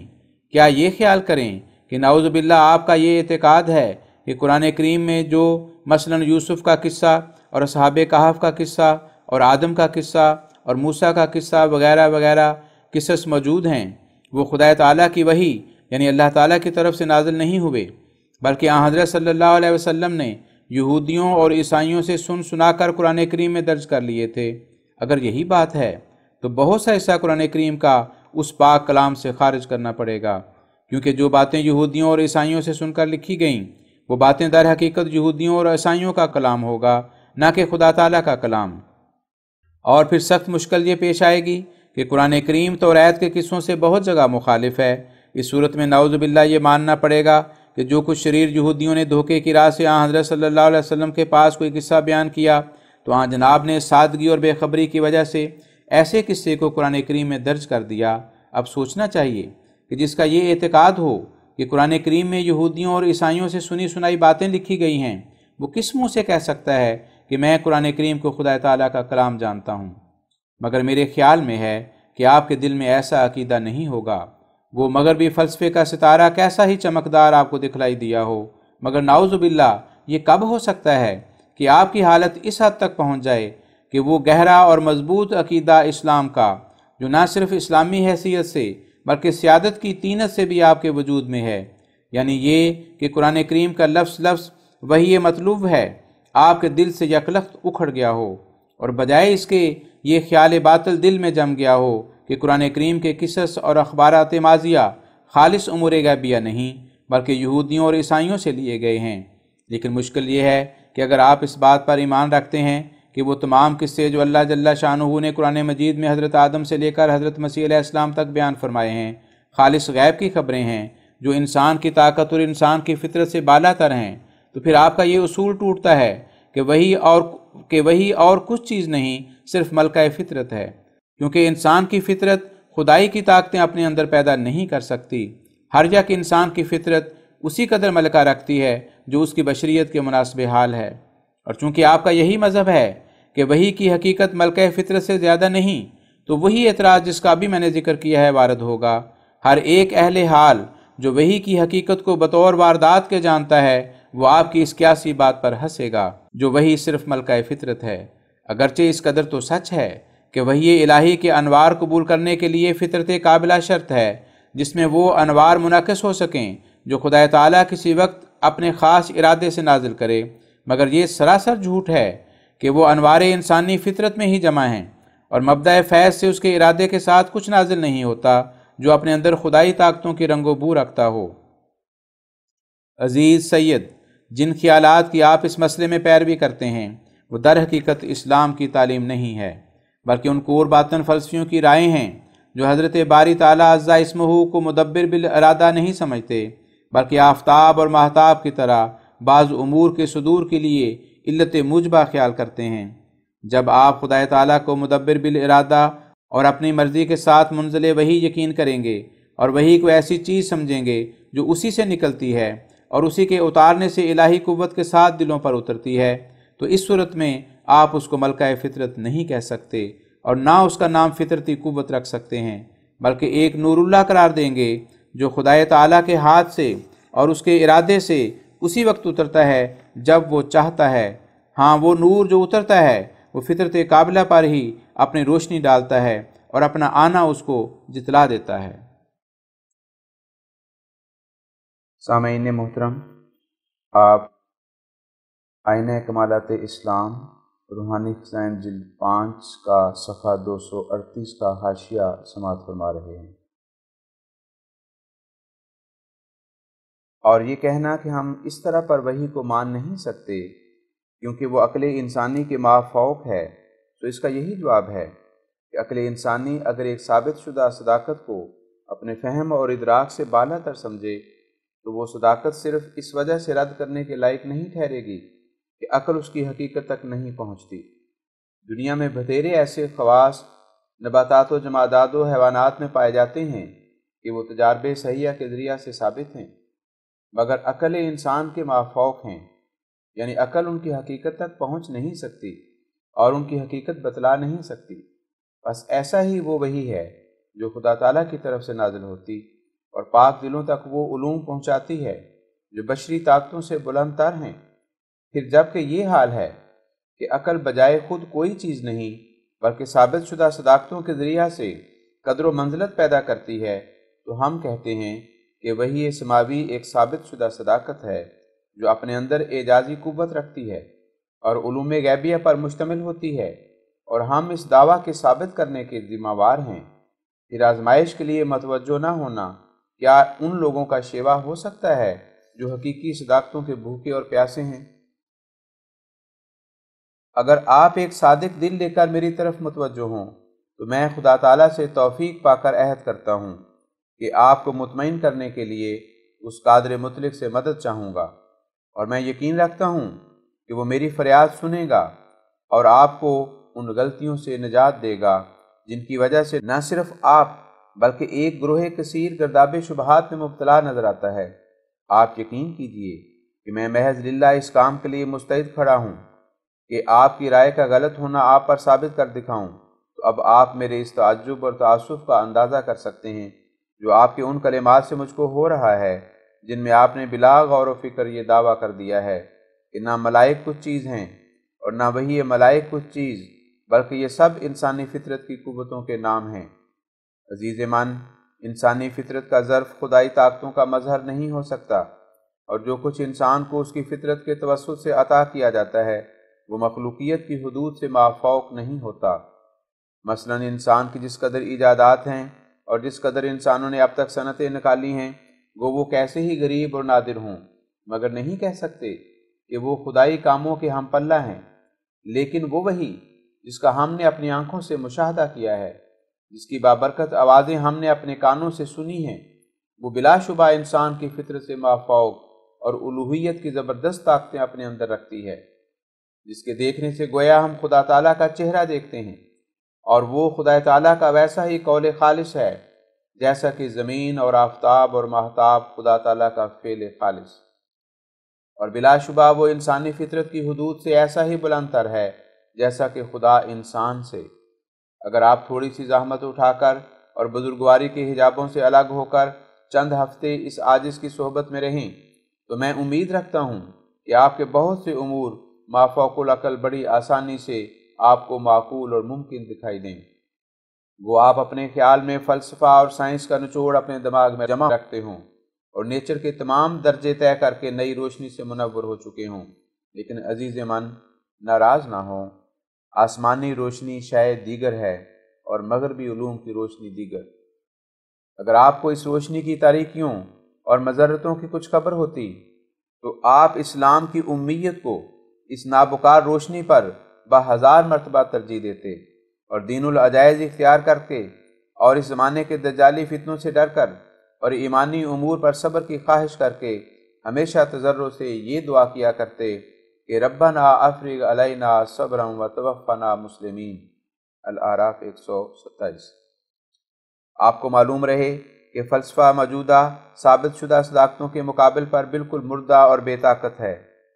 کوئی علم نیا ہو یا پرانا واقعات صحیحہ پر غالب نہیں آ سکتا۔ اگر میں 2 اور 2 کو 4 کہوں تو مجھے اس سے کیا اندیشہ ہے کہ کوئی بڑا فلاسفر میری مخالفت پر کھڑا ہے، یا اگر میں دن کو دن ہی سمجھوں تو مجھے کیوں اس بات سے ڈرنا چاہیے کہ ایک گروہ فلاسفروں کا میرے سامنے اس وقت دن کو رات کہہ رہا ہے۔ کوئی غذا بدن کو ایسی قوت نہیں پہنچا سکتی کہ جیسے برہان یقینی اور انکشاف تام دل کو، اور یہ انکشاف اور یہ برہان جو معرفت الہی اور معاد میں مطلوب ہے، جو در حقیقت سرچشمہ نجات ہے، صرف اس سچے عرفان سے حاصل ہوتا ہے جو صابر انسان کو بعد ایمان کے ملتا ہے، پرانے یا نئے فلسفے کے ذریعہ سے ہرگز حاصل نہیں ہو سکتا۔ لیکن ان لوگوں پر یہ امر مشتبہ رہتا ہے کہ جو نہ ایمان کو مرتبہ کمال تک پہنچاتے ہیں تا اس کے انوار معلوم کریں، اور نہ فلسفہ میں پوری ترقی کرتے ہیں تا اس کے زہریلے اثر پورے طور پر ان پر ظاہر ہوں۔ ہر یک چیز کی پوری حقیقت اس کے کمال سے کھلتی ہے۔ مثلاً اگر کسی زہر یا تریاک کی اصل حقیقت معلوم کرنی ہو تو اس کی پوری خوراک کھا کر دیکھیں، اور اگر کسی فلاسفر یا نبی کی ہدایت کے نتائج کاملہ دریافت کرنے مقصود ہوں تو پورے طور پر اس کے چیلے یا متبعین بنیں۔ آپ کو معلوم ہوگا کہ فلسفے کا کمال جس حد تک انسان کو پہنچاتا رہا ہے اور اب بھی پہنچاتا ہے وہ وہی حد ہے جس کو دہریت کے نام سے موسوم کیا جاتا ہے۔ کیا آپ کا گمان ہے کہ حقیقی خدادانی کے وہ لوگ وارث ہیں جو فلاسفر کہلاتے ہیں، یا حقیقی انکسار اور حقیقی تقوی اور حقیقی خدا ترسی اور کامل طور پر خدا تعالیٰ کی عظمتوں کو دل میں بٹھانا جو حقیقی خدادانی کے نتائج ہیں، کبھی ان فلاسفروں کو میسر ہوئے ہیں یا اب میسر ہیں؟ کیا فلسفہ کی کتابوں کی ورق گردانی سے اس سچی معرفت کی امید ہے جو نفسانی جذبات سے آزاد کرتی اور محبت الہی دل میں بٹھاتی ہے؟ میری دانش میں تو ہرگز نہیں۔ فلسفے کے علم کا انتہائی معراج تو یہی ہے کہ ایسا انسان جو صرف فلسفے کا تابع ہے، خدا اور رسول اور بہشت اور دوزخ سے بکلی دستبردار ہو جائے اور تکبر اور رعونت اور نفس پرستی اختیار کر لے۔ ان کے نزدیک اقرار وجود ذات مدبر بالارادہ صرف ایک وہم، اور صوم و صلاۃ تضییع اوقات اور فکر معاد مجنونانہ خیال ہے۔ یہی ان کی تو رگ و پے میں وہ باتیں پھیلی ہوئی ہیں جو ایک پرزور انجن کی طرح ہر دم دہریت کی طرف کھینچتی چلی جاتی ہیں۔ اسلامی حکمت اور معرفت کا مرکز دائرہ وجود باری اور اس کے مدبر بالارادہ ہونا اور اس کا واحد لا شریک ہونا ہے، اور اسی کے مناسب حال ہمارے دین کے تمام مسائل ہیں، اور فلسفیوں کی حکمت اور معرفت کا اصل مرکز دائرہ دہریت ہے، اور اسی کے مناسب حال ان کی تمام تحقیقاتیں ہیں۔ ہاں، ان میں سے بعض ایسے بھی ہیں جو صرف برائے نام خدا تعالیٰ کو علت العلل سمجھتے ہیں، لیکن اس کو مدبر بالارادہ اور اپنی مخلوق میں متصرف اور عالم جمیع جزیات کائنات یقین نہیں رکھتے، اور کوئی اختیار یا تصرف اس کا عالم پر تسلیم نہیں کرتے، سو وہ بھی در حقیقت داہریوں کے چھوٹے بھائی ہیں۔ یہ سچ ہے کہ انسان جہاں سچائی دیکھے اس کو لے لے، لیکن ہمیں نہیں چاہیے کہ مسموم کھانوں میں سے ایک کھانے کو اس خیال سے کھانے لگیں کہ غالباً اس میں زہر نہیں ہوگا۔ یہ یقینی امر ہے کہ ہر ایک شخص اپنے اصول کے موافق کلام کرتا ہے، اور تمام جزئی مباحث اور تحقیقات پر اصول کا اثر پڑا ہوا ہوتا ہے۔ پھر جبکہ فلاسفروں کا اصل عقیدہ دہریت یا اسی کے قریب قریب ہے، تو کیا امید ہو سکتی ہے کہ ان کے دوسرے مباحث میں جو اسی اصول کے زیر سلسلہ چلے جاتے ہیں کوئی صلاحیت اور رشد کی بات ہوگی؟ اور خدا تعالیٰ کے کلام نے ہمیں کون سی ضرورت اور حاجت ان کی طرف باقی رکھی ہے، تاہم دانستہ ایسی خطرناک راہ کو اختیار کریں جو ہمیشہ ہلاکت تک پہنچاتی رہی ہے۔ ہر یک مسلمان 5 وقت اپنی نماز میں یہ دعا پڑھتا ہے کہ اہدنا الصراط المستقیم صراط الذین انعمت علیہم، اور خدا تعالیٰ نے آپ فرما دیا ہے کہ صراط مستقیم نبیوں کی راہ، صدیقوں کی راہ، شہیدوں کی راہ ہے۔ پھر ہم سخت نادان ہوں گے اگر ہم ان راہوں کے طلبگار نہ ہوں جن کی طلب کے لیے خدا تعالیٰ نے ہمیں حکم دیا ہے، اور فلسفیوں کے پیچھے بھٹکتے پھریں، اور یہ خیال کہ ہم کو اپنے جمعی عقائد ایسے معقولی طور پر ثابت کر لینے چاہیے کہ جیسے ہندسہ اور حساب اور بعض حصے علوم طبی کے ثابت ہیں، کیونکہ انسان مکلف بعقل ہے، بس جو باتیں ہماری عقل سمجھ نہ سکے وہ قبول کرنے کے لائق نہیں ہیں۔ یہ سخت مضر اور مہلک دھوکہ ہے کہ جو آپ کو لگا ہوا ہے، اور اسی وجہ سے آپ کی یہ حالت ہے کہ آپ علم اور مذہب کو دو چیز رکھنا نہیں چاہتے، بلکہ جمیع مسائل اور عقائد مذہب کو ایسا علم بنانا چاہتے ہیں جو ہندسہ اور حساب کی طرح یا اس سے بھی بڑھ کر ہو۔ مگر افسوس کہ آپ یہ نہیں سوچتے کہ اگر علم دین اور دینی عقائد ایسے علوم بدیہہ میں سے ہوتے کہ جیسے 2 اور 2 4، تو پھر کیا وجہ تھی کہ ان کے ماننے اور تسلیم کرنے سے ہمیں نجات کا وعدہ دیا جاتا؟ میں نہیں سمجھ سکتا کہ کسی بدیہی بات کے ماننے اور قبول کرنے سے نجات کو کیا تعلق ہے۔ اگر میں یہ کہوں کہ میں نے مان لیا کہ اب تک جو 30 نومبر 1892 ہے سید صاحب صحیح سالم زندہ موجود ہیں، یا اگر میں قبول کر لوں کہ فی الواقعہ اتوار کے بعد پیر آتا ہے اور در حقیقت 20 کا نصف 10 ہوتے ہیں، تو کیا مجھے ان باتوں پر ایمان لانے اور مان لینے سے کسی ثواب کی توقع رکھنی چاہیے؟ پھر اگر مثلاً وجود ملائک کا اشیاء مشہودہ محسوسہ کی طرح ہوتا، مثلاً ایسا یقینی ہوتا کہ خدا تعالیٰ آپ کو کوئی فرشتہ پکڑ کر دکھا دیتا اور آپ ملائک کو ہاتھوں سے ٹٹول لیتے اور آنکھوں سے دیکھ لیتے، اور ایسا ہی بہشت کی نہریں اور حور اور غلمان آپ کو علی گڑھ میں بیٹھے ہوئے نظر آ جاتیں، اور شراب طہور کا کوئی پیالہ بھی پی لیتے اور دوزخ بھی سامنے نظر آتا، تو میں نہیں سمجھ سکتا کہ ان تمام کھلم کھلے ثبوتوں کے بعد آپ کا آمنا و صدقنا کہنا کیا وزن رکھتا۔ میرے عزیز سید، وقت گزرتا جاتا ہے، جلد اس نازک و ضروری مسئلے کو سمجھ لو کہ مدار اجر ایمان پر ہے، اور ایمان اسی طرز کے ماننے کا نام ہے کہ جب امور مسلمہ چند قرائن سے تو ممکن الوجود نظر آویں مگر ہنوز مخفی اور مستور ہوں، کیونکہ ایسے امور کے ماننے سے انسان خدا تعالیٰ کے نزدیک صادق ٹھہر جاتا ہے۔ وجہ یہ کہ اس نے اس کے نبی اور رسول کی خبر کو مان لیا اور اس کے پیغمبر کو مخبر صادق سمجھ لیا، سو اس صدق اور حسن ظن سے وہ بخشا جاتا ہے۔ اس دقیق بھید کو تلاش کرنا ہر یک عقل مند کا فرض ہے کہ خدا تعالیٰ نے کیوں ایسا کیا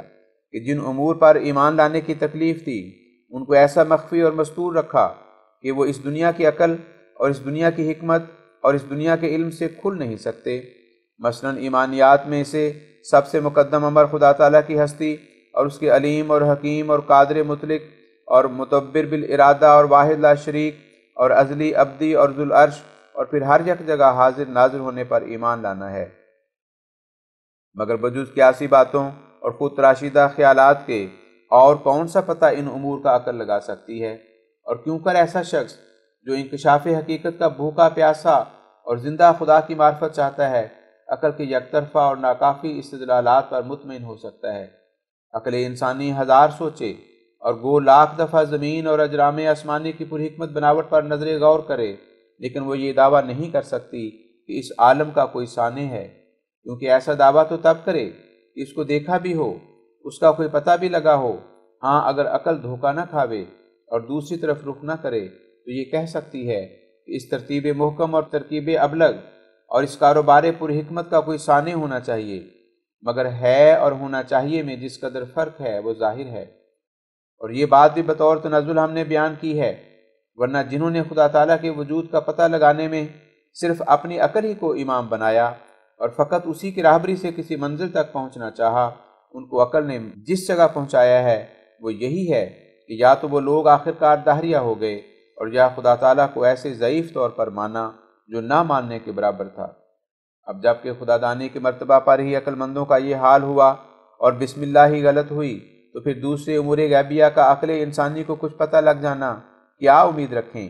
سو اس سوال کا جواب کہ یہ ایمانی امور کیوں مخفی رکھے گئے وہی ہے جو ابھی ہم لکھ چکے ہیں، یعنی خدا تعالیٰ کی رحمت اور بخشش اور فضل نے ان امور مخفیہ کو انسان کی نجات کے لیے ایک راہ نکالی، کیونکہ خدا تعالیٰ نے اپنی ہستی کو جو علت العلل ہے اور اپنے ملائک کو جو باذن ہی تعالیٰ مدبرات امور ہیں اور روز قیامت کو جو تجلی گاہ قدرت تامہ ہے اور بہشت اور دوزخ اور حقیقت نبوت اور رسالت اور وحی کو عقل مندوں کی نظر سے پوشیدہ کیا اور اپنے امی بندوں کو ان امور کی معرفت بخش کر اور تاج نبوت اور خلعت رسالت عطا فرما کر دعوت ایمان کے لیے دنیا میں بھیجا۔ پھر جس نے ان کو مخبر صادق سمجھا اور جو ان کی باتوں پر ایمان لایا وہ مومن کہلایا اور نجات پا گیا، اور جس نے دنیا کی عقل اور منطق کو اپنا قبلہ بنا کر چون و چرا کیا وہ مردود اور کافر اور خاسرت دنیا والآخرہ قرار پایا اور جہنم اس کا ٹھکانہ ہوا۔ لیکن اس جگہ کوئی یہ دھوکہ نہ کھاوے، اس دعوت ایمان میں محض جبر اور تکلیف مالا یطاق ہے، کیونکہ جیسا کہ ہم اس تالیف اور تالیفات سابقہ میں لکھ چکے ہیں، ان ایمانی امور کے ساتھ ایسے قرائن مرجحہ بھی ہیں جو طالب حق کو تشفی بخشتے ہیں اور عقل سلیم کے لیے قائم مقام دلائل و براہین ہو جاتے ہیں اور اوہام فلسفیہ کو کالعدم اور نابود کر دیتے ہیں۔ پھر جب کہ وہ ایسے شخص کے منہ سے نکلے جو بہت سے انوار سماوی اور برکات اور خارق اپنے ساتھ رکھتا ہے، تو ان انوار کو ملحوظ نظر رکھنے سے بلا شبہ ایک سلیم الفطرت آدمی کا یقین نور علی نور ہو جاتا ہے۔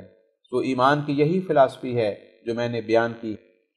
خدا تعالیٰ کا کلام ہمیں یہی سکھلاتا ہے کہ تم ایمان لاؤ تب نجات پاؤ گے۔ یہ ہمیں ہدایت نہیں دیتا کہ تم ان عقائد پر جو نبی علیہ السلام نے پیش کیے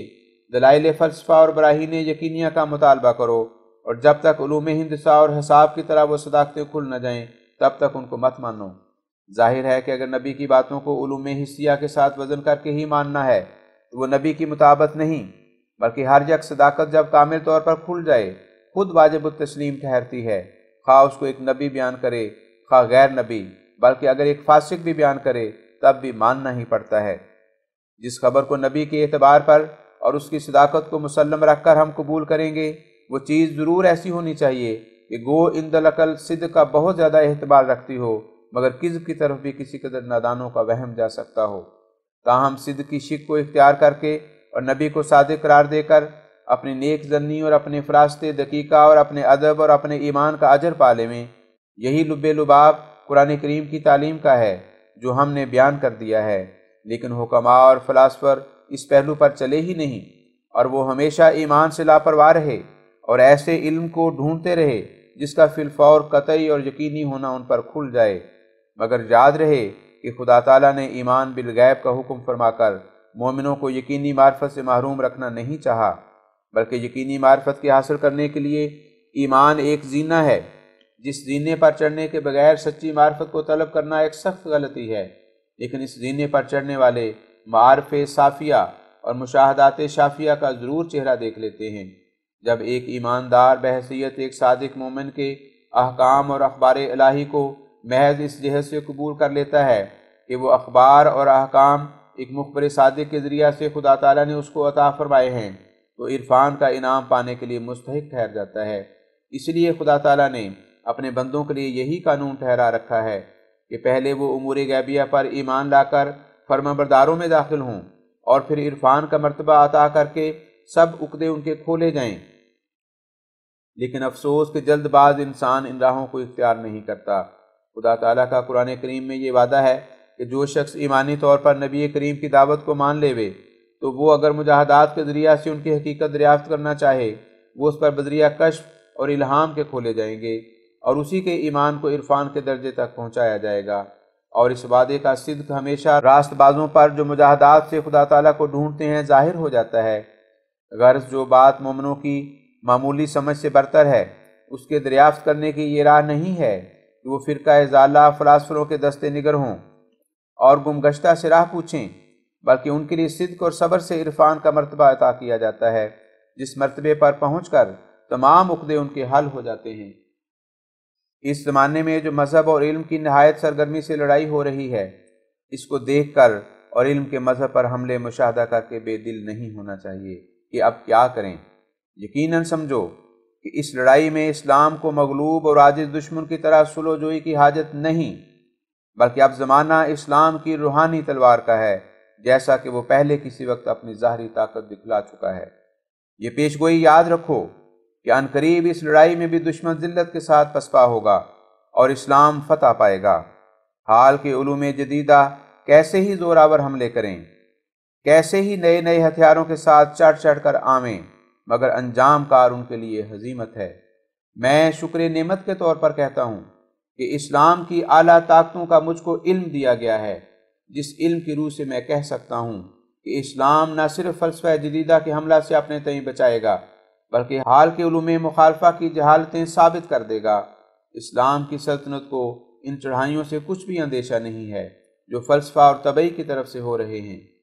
اس کے اقبال کے دن نزدیک ہیں، اور میں دیکھتا ہوں کہ آسمان پر اس کی فتح کے نشان نمودار ہیں۔ یہ اقبال روحانی ہے اور فتح بھی روحانی، تا باطل علم کی مخالفانہ طاقتوں کو اس کی الہی طاقت ایسا ضعیف کرے کہ کل عدم کر دیوے۔ میں متعجب ہوں کہ آپ نے کس سے اور کہاں سے سن لیا اور کیوں کر سمجھ لیا کہ جو باتیں اس زمانے کے فلسفہ اور سائنس نے پیدا کی ہیں وہ اسلام پر غالب ہیں۔ حضرت خوب یاد رکھو کہ اس فلسفے کے پاس تو صرف عقلی استدلال کا ایک ادھورا سا ہتھیار ہے، اور اسلام کے پاس یہ بھی کامل طور پر اور دوسرے کئی آسمانی ہتھیار ہیں۔ پھر اسلام کو اس کے حملے سے کیا خوف؟ پھر نہ معلوم کہ آپ اس قدر اس فلسفے سے کیوں ڈرتے ہیں اور کیوں اس کے قدموں کے نیچے گرے جاتے ہیں اور کیوں قرآنی آیات کو تعویلات کے شکنجے پر چڑھا رہے ہیں۔ افسوس کہ جن باتوں میں سے ایک بات کو بھی ماننا اس امر کو مستلزم ہے کہ اسلام کے سارے عقائد سے انکار کیا جائے، ان باتوں کا ایک ذخیرہ کثیرہ آپ نے مان لیا ہے۔ اور طرفہ یہ کہ باوجود انکار معجزات، انکار ملائک، انکار اخبار غیبیہ، انکار وحی، انکار اجابت دعا وغیرہ انکارات کے آپ جا بجا یہ بھی مانتے گئے کہ قرآن برحق، رسول برحق، اسلام برحق اور مخالف اس کے سب باطل، تو ان متضاد خیالات کے جمع ہونے کی وجہ سے آپ کی تالیفات اس عجیب حیوان کی مانند ہو گئیں کہ جو ایسا فرض کیا جائے کہ جس کا منہ آدمی کا ہو اور دم بندر کی اور کھال بکرے کی اور پنجے بھیڑیے کے اور دانت ہاتھی کے، کھانے کے اور دکھانے کے اور پھر نہایت افسوس کی جگہ یہ ہے کہ شیعوں کی طرح آپ کے کلام میں تقیہ بھی پایا جاتا ہے۔ چنانچہ اپنی بعض رائیوں کے بیان کرنے میں آپ ایک ایسی ذوالوجوہ بات بیان کر جاتے ہیں جس کا کچھ ماحصل معلوم نہیں ہوتا، اور شتر مرغ کی طرح آپ کا کلام دونوں صورتوں کی گنجائش رکھتا ہے، شتر کی بھی اور مرغ کی بھی۔ شاید آپ اپنے اسی پہلے عذر کو جو ابھی میں رد کر چکا ہوں دہرا کر کہیں کہ اس قسم کی تالیفات کی زمانے کو ضرورت تھی، اور شاید آپ کا یہ خیال ہو کہ اگر کسی فتنے میں تمام مال غارت ہوتا دیکھیں تو یہ کچھ بری بات نہیں کہ اگر کچھ تھوڑا سا نقصان اٹھا کر بڑے نقصان سے بچ سکیں تو بچنے کی کوشش کریں، کیونکہ تھوڑے کا ہاتھ سے جانا اس سے بہتر ہے کہ سارا جائے۔ لیکن یہ تمام خیالات آپ کے قلت تدبر سے ہوں گے۔ آپ کو یاد رہے کہ قرآن کا ایک نقطہ یا شوشہ بھی اولین اور آخرین کے فلسفے کے مجموعی حملے سے ذرا سے نقصان کا اندیشہ نہیں رکھتا۔ وہ ایسا پتھر ہے کہ جس پر گرے گا اس کو پاش پاش کرے گا، اور جو اس پر گرے گا وہ خود پاش پاش ہو جائے گا۔ پھر آپ کو دب کر سلو کرنے کی کیوں فکر پڑ گئی؟ آپ نے اسلام کے لیے بجز اس کے اور کیا کیا ہے کہ فلسفہ موجودہ کے بہت سے باطل خیالات کو مان لیا، اور اس کتاب کو جس کے ایک ایک حرف سے شان خدا نظر آتی ہے فلاسفروں کے خیالات کے تابع کرنا چاہا، اور گر کر سلو کے لیے مجبوری ظاہر کی۔ سو میرے خیال میں آپ کی یہ کاروائیاں اس زمانے کے دجالی فتنوں سے بچا نہیں سکتی، بلکہ اس کی شاخوں میں سے یہ بھی ایک شاخ ہے کیونکہ آپ نے اسلامی قلعہ کے اندر ہو کر دشمنوں کے لیے دروازہ کھول دیا اور مسلمانوں کے ہاتھ پاؤں باندھنے میں کوشش کی تا دشمن با آرام و امن اس شہر میں داخل ہو کر جس طرح چاہیں دست برد کریں اور مسلمان کچھ ہاتھ پیر نہ ہلا سکیں۔ مگر میری یہی رائے ہے کہ آپ نے یہ طریق عمدن اختیار نہیں کیا۔ بلا شبہ آپ کی نیت بخیر ہوگی، کیونکہ آپ کی تالیفات سے یہ بھی مترشح ہوتا ہے کہ آپ کے اسلامی خیر خواہ ہونے میں شک نہیں، وہ آپ کی خیر اندیشی در حقیقت بد اندیشی کا کام دے گئی۔ اور یہ قوم کی بدقسمتی ہے کہ ایک مسئلے کے پیرایا میں وہ ضرر آپ سے مسلمانوں کو پہنچ گیا کہ شاید کوئی مفسد بالجہر بھی ایسا ضرر نہ پہنچا سکتا۔ شاید آپ یہ عذر پیش کریں کہ اس طریق کے اختیار کرنے میں ایک حکمت عملی تھی،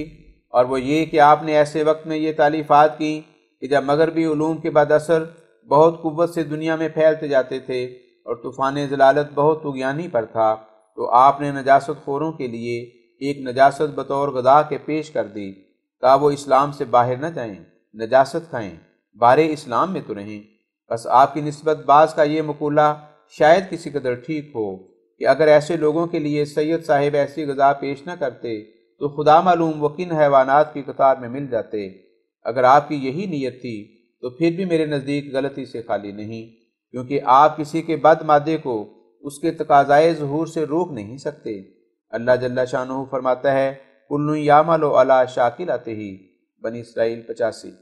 یعنی ہر یک شخص اپنی فطرت کے موافق عمل کرتا ہے۔ انسان کو چاہیے کہ مسائل صحیحہ کا معلم ہو، چاہے کوئی ان کو قبول کرے یا رد کرے۔ یہی طریقے انبیاء ہے، نہ یہ کہ دوسرے کو اندھا دیکھ کر اپنی آنکھ بھی پھوڑے۔ شاید آپ کے دل میں یہ عذر بھی مخفی ہو کہ اس نئے فلسفہ کے طوفان کے وقت اسلام کی کشتی خطرناک حالت میں تھی، اور گو وہ کشتی جواہرات اور نفیس مال و متاع سے بری ہوئی تھی، مگر چونکہ وہ تہلکہ انگیز طوفان کے نیچے آ گئی تھی، اس لیے اس ناگہانی بلا کے وقت یہی مصلحت تھی، اور اس کے بغیر کوئی اور چارہ نہیں تھا کہ کسی قدر وہ جواہرات اور نفیس مال کی گٹھڑیاں دریا میں پھینک دی جائیں اور جہاز کو ذرا ہلکا کر کے جانوں کو بچا لیا جائے۔ لیکن اگر آپ نے اس خیال سے ایسا کیا تو یہ بھی خود روی کی ایک گستاخانہ حرکت ہے جس کے آپ مجاز نہیں تھے۔ اس کشتی کا نہ خداوند تعالی ہے نہ آپ۔ وہ بار بار وعدہ کر چکا ہے کہ ایسے خطرات میں یہ کشتی قیامت تک نہیں پڑے گی، اور وہ ہمیشہ اس کو طوفان اور باد مخالف سے آپ بچاتا رہے گا، جیسا کہ فرماتا ہے اِنَّا نَحْنُ نَزَّلْنَا الذِّکْرَ وَإِنَّا لَهُ لَحَافِظُونَ، الحجر 10۔ یعنی ہم نے ہی اس کلام کو اتارا اور ہم ہی اس کو بچاتے رہیں گے۔ سو آپ کو چاہیے تھا کہ آپ اس ناخدا کی غیبی ہدایت کا انتظار کرتے اور دلی یقین سے سمجھتے کہ اگر طوفان آ گیا ہے تو اب اس ناخدا کی مدد بھی نزدیک ہے جس کا نام خدا ہے، جو مالک جہاز بھی ہے اور ناخدا بھی۔ بس چاہیے تھا کہ ایسی بے رحمی اور جرأت نہ کرتے اور آپ ہی خود مختار بن کر بے بہا جواہرات کے صندوق اور زر خالص کی تھیلیاں اور نفیس اور قیمتی پارچات کی گٹھڑیاں دریا میں نہ پھینکتے۔ خیر، ہرچہ گزشت، اب میں آپ کو اطلاع دیتا ہوں اور بشارت پہنچاتا ہوں کہ اس ناخدا نے جو آسمان اور زمین کا خدا ہے، زمین کے طوفان زدوں کی فریاد سن لی، اور جیسا کہ اس نے اپنی پاک کلام میں طوفان کے وقت اپنے جہاز کو بچانے کا وعدہ کیا ہوا تھا، وہ وعدہ پورا کیا، اور اپنے ایک بندے کو یعنی اس عاجز کو جو بول رہا ہے اپنی طرف سے مامور کر کے وہ تدبیریں سمجھا دیں جو طوفان پر غالب آویں، اور مال و متاع کے صندوقوں کو دریا میں پھینکنے کی حاجت نہ پڑے۔ اب قریب ہے جو آسمان سے یہ آواز آوے کہ قیل یا ارض ابلعی ماءک ویا سماء اقلعی وغیض الماء وقضی الامر واستوت علی الجودی، ہود 45۔ مگر ابھی تو طوفان زور میں ہے۔ اسی طوفان کے وقت خدا تعالیٰ نے اس عاجز کو مامور کیا اور فرمایا وَاصْنَعِ الْفُلْكَ بِأَعْيُنِنَا وَوَحْيِنَا، یعنی تو ہمارے حکم سے اور ہماری آنکھوں کے سامنے کشتی تیار کر۔ اس کشتی کو اس طوفان سے کچھ خطرہ نہ ہوگا اور خدا تعالیٰ کا ہاتھ اس پر ہوگا۔ سو وہ خالص اسلام کی کشتی یہی ہے جس پر سوار ہونے کے لیے میں لوگوں کو بلاتا ہوں۔ اگر آپ جاگتے ہو تو اٹھو اور اس کشتی میں جلد سوار ہو جاؤ کہ طوفان زمین پر سخت جوش کر رہا ہے اور ہر یک جان خطرے میں ہے۔ اگر آپ انصاف پسند ہوں تو سب سے پہلے آپ اس طوفان کے وجود کا اقرار کر سکتے ہیں، بلکہ آپ نے تو کئی جگہ اقرار کر دیا ہے کہ اسلام کی کشتی کو طوفان سے بچانے کا وعدہ جو قرآن کریم میں موجود ہے، اس طوفان اور اس وعدے کا زمانہ یہی ہے۔ ایسے طوفان کا زمانہ اس امت پر کبھی نہیں آیا جو اب آ گیا۔ دنیا نے کبھی علم اور مذہب کی وہ لڑائیاں نہ دیکھیں جو اب ہو رہی ہیں۔ کبھی کسی پرانے طبعی اور فلسفہ نے اسلام کا ایسا نقش مٹانا نہ چاہا جو حال کا سائنس مٹانے کی فکر میں ہے۔ کون اس درجے کی عقلی اور علمی رہزنیوں کا پہلے زمانوں میں کوئی نشان دے سکتا ہے جن کو اب ہم بچشم خود دیکھ رہے ہیں؟ کس کی یہ طاقت ہے کہ اس معقولی طوفان کا نمونہ کسی پہلے وقت میں دکھاوے جس کو اب ہم دن رات مشاہدہ کر رہے ہیں؟ ان دقیق در دقیق فلسفیانہ اور دہریانہ حملوں کے پہلے وقتوں میں کہاں نظیر مل سکتی ہے، اور ان پیچ در پیچ عاقلانہ ہنگاموں کا قرون گزشتہ میں کہاں پتہ لگ سکتا ہے؟ اس قسم کی علمی اور عقلی آفات کسی پہلے زمانے میں کہاں ہیں جن کا اب اسلام کو سامنا ہوا ہے؟ کب اور کس وقت ایسی مشکلات کسی پہلے زمانے میں بھی پیش آئی تھیں جو اب پیش آ رہی ہیں؟ کیا آپ کو اس بات کا اقرار نہیں کہ یہ اشد درجے کے علمی مباحث کی مصیبتیں اور صعوبتیں جو اب اسلام پر وارد ہیں، اس کے پہلے زمانوں میں ایسی مصیبتیں کبھی وارد نہیں ہوئیں، اور نہ آدم سے لے کر این دم تک اس کی کوئی نظیر پائی جاتی ہے؟ کیا آپ اس بات کو نہیں مانتے کہ اس فلسفہ اور سائنس کی بلا اس بلا سے ہزارہا درجہ شدت اور غلظت میں بڑھ کر ہے جو یونانیوں کے علوم سے اسلامی ملکوں میں پھیلی تھی؟ کیا آپ اس امر واقعہ کو تسلیم نہیں کرتے کہ یہ دشمن جو اب پیدا ہوا ہے اپنی قوت بازو میں ان تمام دشمنوں کے مجموعے سے بڑھ کر ہے جو متفرق زمانوں میں پیدا ہوتے رہے ہیں؟ پھر آپ اس اقرار سے کہاں بھاگ سکتے ہیں کہ وہ پاک وعدہ جس کو یہ پیارے الفاظ ادا کر رہے ہیں کہ اِنَّا نَحْنُ نَزَّلْنَا الذِّكْرَ وَإِنَّا لَهُ لَحَافِظُونَ، الحجر 10، وہ انہی دنوں کے لیے وعدہ ہے جو بتلا رہا ہے کہ جب اسلام پر سخت بلا کا زمانہ آئے گا اور سخت دشمن اس کے مقابل کھڑا ہوگا اور سخت طوفان پیدا ہوگا، تب خدا تعالیٰ آپ اس کا معالجہ کرے گا اور آپ اس طوفان سے بچنے کے لیے کوئی کشتی عنایت کرے گا۔ وہ کشتی اس عاجز کی دعوت ہے۔ اگر کوئی سن سکتا ہے تو سنیں۔ آپ احادیث نبویہ کے تو سرے سے انکاری ہیں، پھر ہر ایک صدی پر مجدد آنے کی حدیث آپ کے سامنے پیش کرنا فضول ہے۔ آپ کیوں اس کو قبول کریں گے؟ اس سے تو فراغت ہے۔ مگر میں آپ کو اسی آیت مصوفہ بالا اور اسی کے مانند اور کئی آیتوں کی طرف توجہ دلاتا ہوں جو میں نے اس بحث کے موقع پر اسی کتاب میں لکھی ہیں۔ حضرت، یہ وہ زمانہ ہے اور یہ وہ آفات ہیں کہ جن کے لیے ضرور تھا کہ عنایت ازلی آپ ہی توجہ کرتی۔ قرآن کریم اسی زمانے کی بلاؤں کی طرف اشارہ کر کے فرماتا ہے کہ اِنَّا نَحْنُ نَزَّلْنَا الذِّكْرَ وَإِنَّا لَهُ لَحَافِظُونَ، الحجر 10، یعنی ہم نے ہی اس کلام کو اتارا اور ہم ہی اس کی عزت اور اس کی عظمت اور اس کی تعلیم کو دشمنوں کے حملوں سے بچائیں گے۔ پہلے وہ زمانے تھے کہ اسلام کی ظاہری تلوار نے بہت سی فضول بحثوں سے فراغت کر رکھی تھی، اور ظالم اور شریر طبع لوگوں کے لیے ان کے مناسب حال تدارک موجود تھا، اور عہد نبوت بھی قریب تھا، اور مسلمانوں میں تقوی اور طہارت اور سچی ہمدردی اسلام کی موجود تھی۔ اب یہ سب کچھ ندارت، اور اب اسلام جیسا روئے زمین میں کوئی غریب اور یتیم اور مسکین نہیں۔ اکثر اہل مقدرت اپنی عیاشیوں میں مصروف، اور ان کو اپنی دنیا کی عمارتوں کے بنانے اور اپنی لذات کے سامان تیار کرنے یا کسی قدر ننگ و ناموس کے لیے مال خرچ کرنے سے فراغت نہیں، اور مولوی لوگ اپنے نفسانی جھگڑوں میں پھنسے ہوئے ہیں اور دعوت اسلام کی نہ لیاقت رکھتے ہیں، نہ اس کا کچھ جوش، نہ اس کی کچھ پرواہ۔ اگر ان سے کچھ ہو سکتا ہے تو صرف اس قدر کہ اپنی ہی قوم اور اپنے ہی بھائیوں اور اپنے جیسے مسلمانوں اور اپنے جیسے کلمہ گویوں اور اپنے جیسے اہل قبلہ کو کافر قرار دیں، دجال کہیں اور بے ایمان نام رکھیں، اور فتویٰ لکھیں کہ ان سے ملنا جائز نہیں اور ان کا جنازہ پڑھنا روا نہیں، یہ ایسے ہیں اور ویسے ہیں اور کیا کیا ہیں۔ اور اس وقت کے پیر زادے اور گوشہ نشین بھی جو فقراء اور اہل اللہ کہلاتے ہیں، کانوں میں روئی دے کر بیٹھے ہوئے ہیں۔ اسلام کو ان کی آنکھوں کے سامنے ایک معصوم بچے کی طرح ماریں پڑ رہی ہیں، اور دشمن گلا گھونٹنے کو تیار ہے، لیکن ان سخت دل نام کے فقیروں کو کچھ بھی پرواہ نہیں۔ پھر اسلام کس سے مدد چاہے اور کس کو اپنا ہمدرد سمجھے؟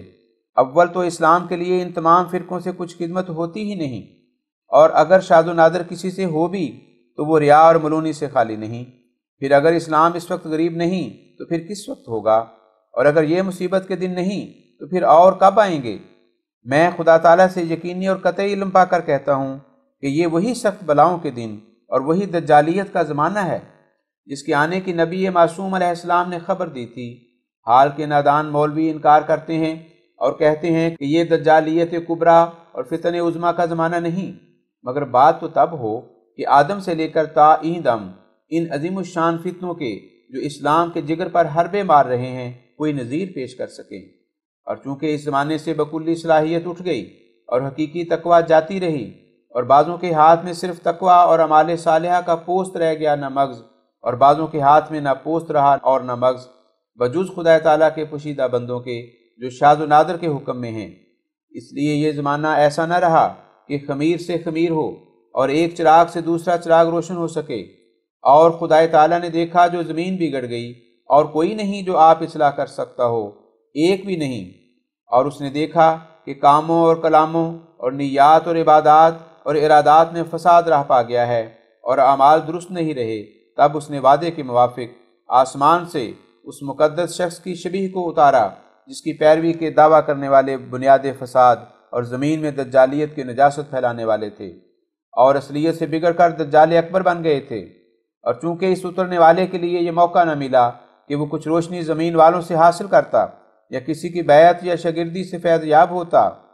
بلکہ اس نے جو کچھ پایا آسمان کے خدا سے پایا۔ اسی وجہ سے اس کے حق میں نبی معصوم کی پیشگوئی میں یہ الفاظ آئے کہ وہ آسمان سے اترے گا، یعنی آسمان سے پائے گا، زمین سے کچھ نہیں پائے گا۔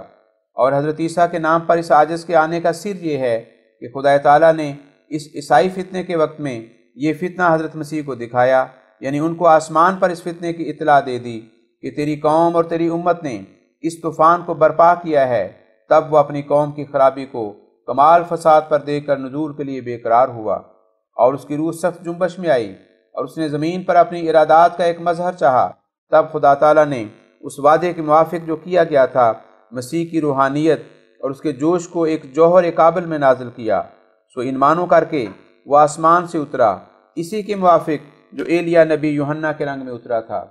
مسلمان اگر اس قصے کو جو انجیل میں موجود ہے اور خود حضرت مسیح کے فیصلے سے تصفیہ یافتہ مرحہ منظور نہ کریں تو حدیث حدثوا عن بنی اسرائیل پر تو عمل کرنا چاہیے، اور تکذیب کے تو کسی طرح مجاز نہیں، کیونکہ تکذیب سے ہر ایک مسلمان منع کیا گیا ہے، اور تصدیق کے لیے اور بھی بہت سے دلائل قرآن کریم سے ملتے ہیں جن کا ہم اپنی دوسری تالیفات میں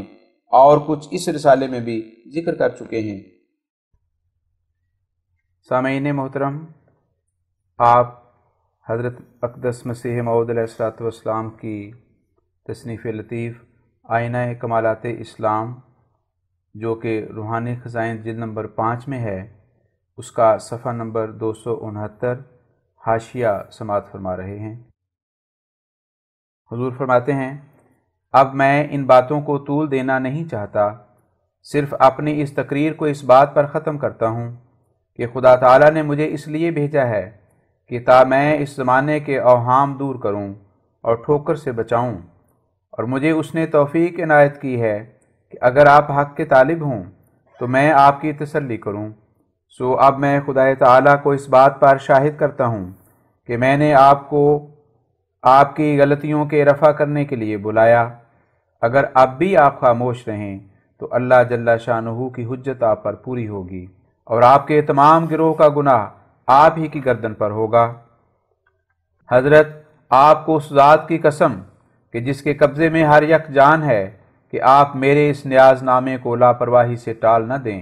اور سوچ سمجھ کر جواب شائع کریں۔ اس حاشیے کے خاتمے پر میں محض للہ ان تمام صاحبوں کو جو سید صاحب کی تالیفات پر فریفتہ ہو رہے ہیں نصیحت کرتا ہوں کہ وہ اس بات پر غور کریں کہ آیا ایمان سے نجات ملتی ہے یا فلسفے سے۔ میں بار بار کہتا ہوں اور زور سے کہتا ہوں کہ اگر عقائد دینیہ فلسفے کے رنگ پر اور ہندسے اور حساب کی طرح عام طور پر بدیہی الثبوت ہوتے تو وہ ہرگز نجات کا ذریعہ نہ ٹھہر سکتے۔ بھائیو، یقیناً سمجھو کہ نجات ایمان سے وابستہ ہے، اور ایمان امور مخفیہ سے وابستہ ہے۔ اگر حقائق اشیاء مستور نہ ہوتے تو ایمان نہ ہوتا، اور اگر ایمان نہ ہوتا تو نجات کا کوئی ذریعہ نہ ہوتا۔ ایمان ہی ہے جو رضائے الہی کا وسیلہ اور مراتب قرب کا زینہ اور گناہوں کا زنگ دھونے کے لیے ایک چشمہ ہے، اور ہمیں جو خدا تعالیٰ کی طرف حاجت ہے اس کا ثبوت ایمان ہی کے ذریعہ سے ملتا ہے، کیونکہ ہم اپنی نجات کے لیے اور ہر ایک دکھ سے راحت پانے کے لیے خدا تعالیٰ کے محتاج ہیں، اور وہ نجات صرف ایمان سے ہی ملتی ہے۔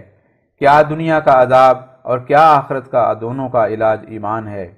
جب ہم ایمان کی قوت سے ایک مشکل کا حل ہو جانا غیر ممکن نہیں دیکھتے تو وہ مشکل ہمارے لیے حل کی جاتی ہے۔ ہم ایمان ہی کی قوت سے خلاف قیاس اور بعید از عقل مقاصد کو بھی پا لیتے ہیں۔ ایمان ہی کی قوت سے کرامات ظاہر ہوتی ہیں اور خارق ظہور میں آتے ہیں اور انہونی باتیں ہو جاتی ہیں۔ بس ایمان ہی سے پتہ لگتا ہے کہ خدا ہے۔ خدا فلسفیوں سے پوشیدہ رہا اور حکیموں کو اس کا کچھ پتہ نہ لگا،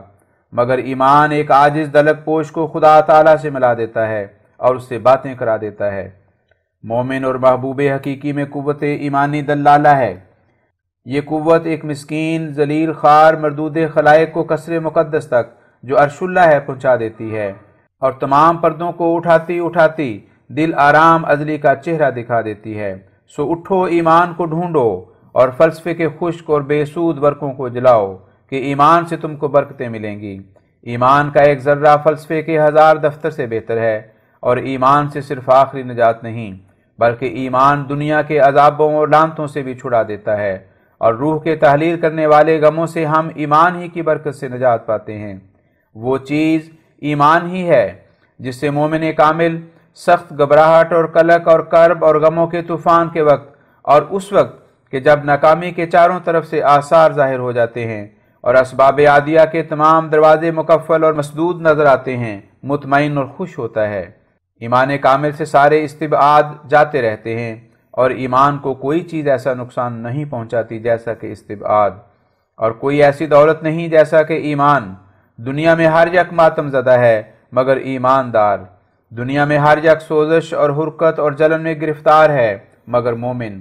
اے ایمان، کیا ہی تیرے ثمرات شیریں ہیں، کیا ہی تیرے پھول خوشبودار ہیں۔ سبحان اللہ، کیا عجیب تجھ میں برکتیں ہیں، کیا ہی خوش نور تجھ میں چمک رہے ہیں۔ کوئی ثریا تک نہیں پہنچ سکتا مگر وہی جس میں تیری کششیں ہیں۔ خدا تعالیٰ کو یہی پسند آیا کہ اب تو آوے اور فلسفہ جاوے، ولا راد لفضلہ۔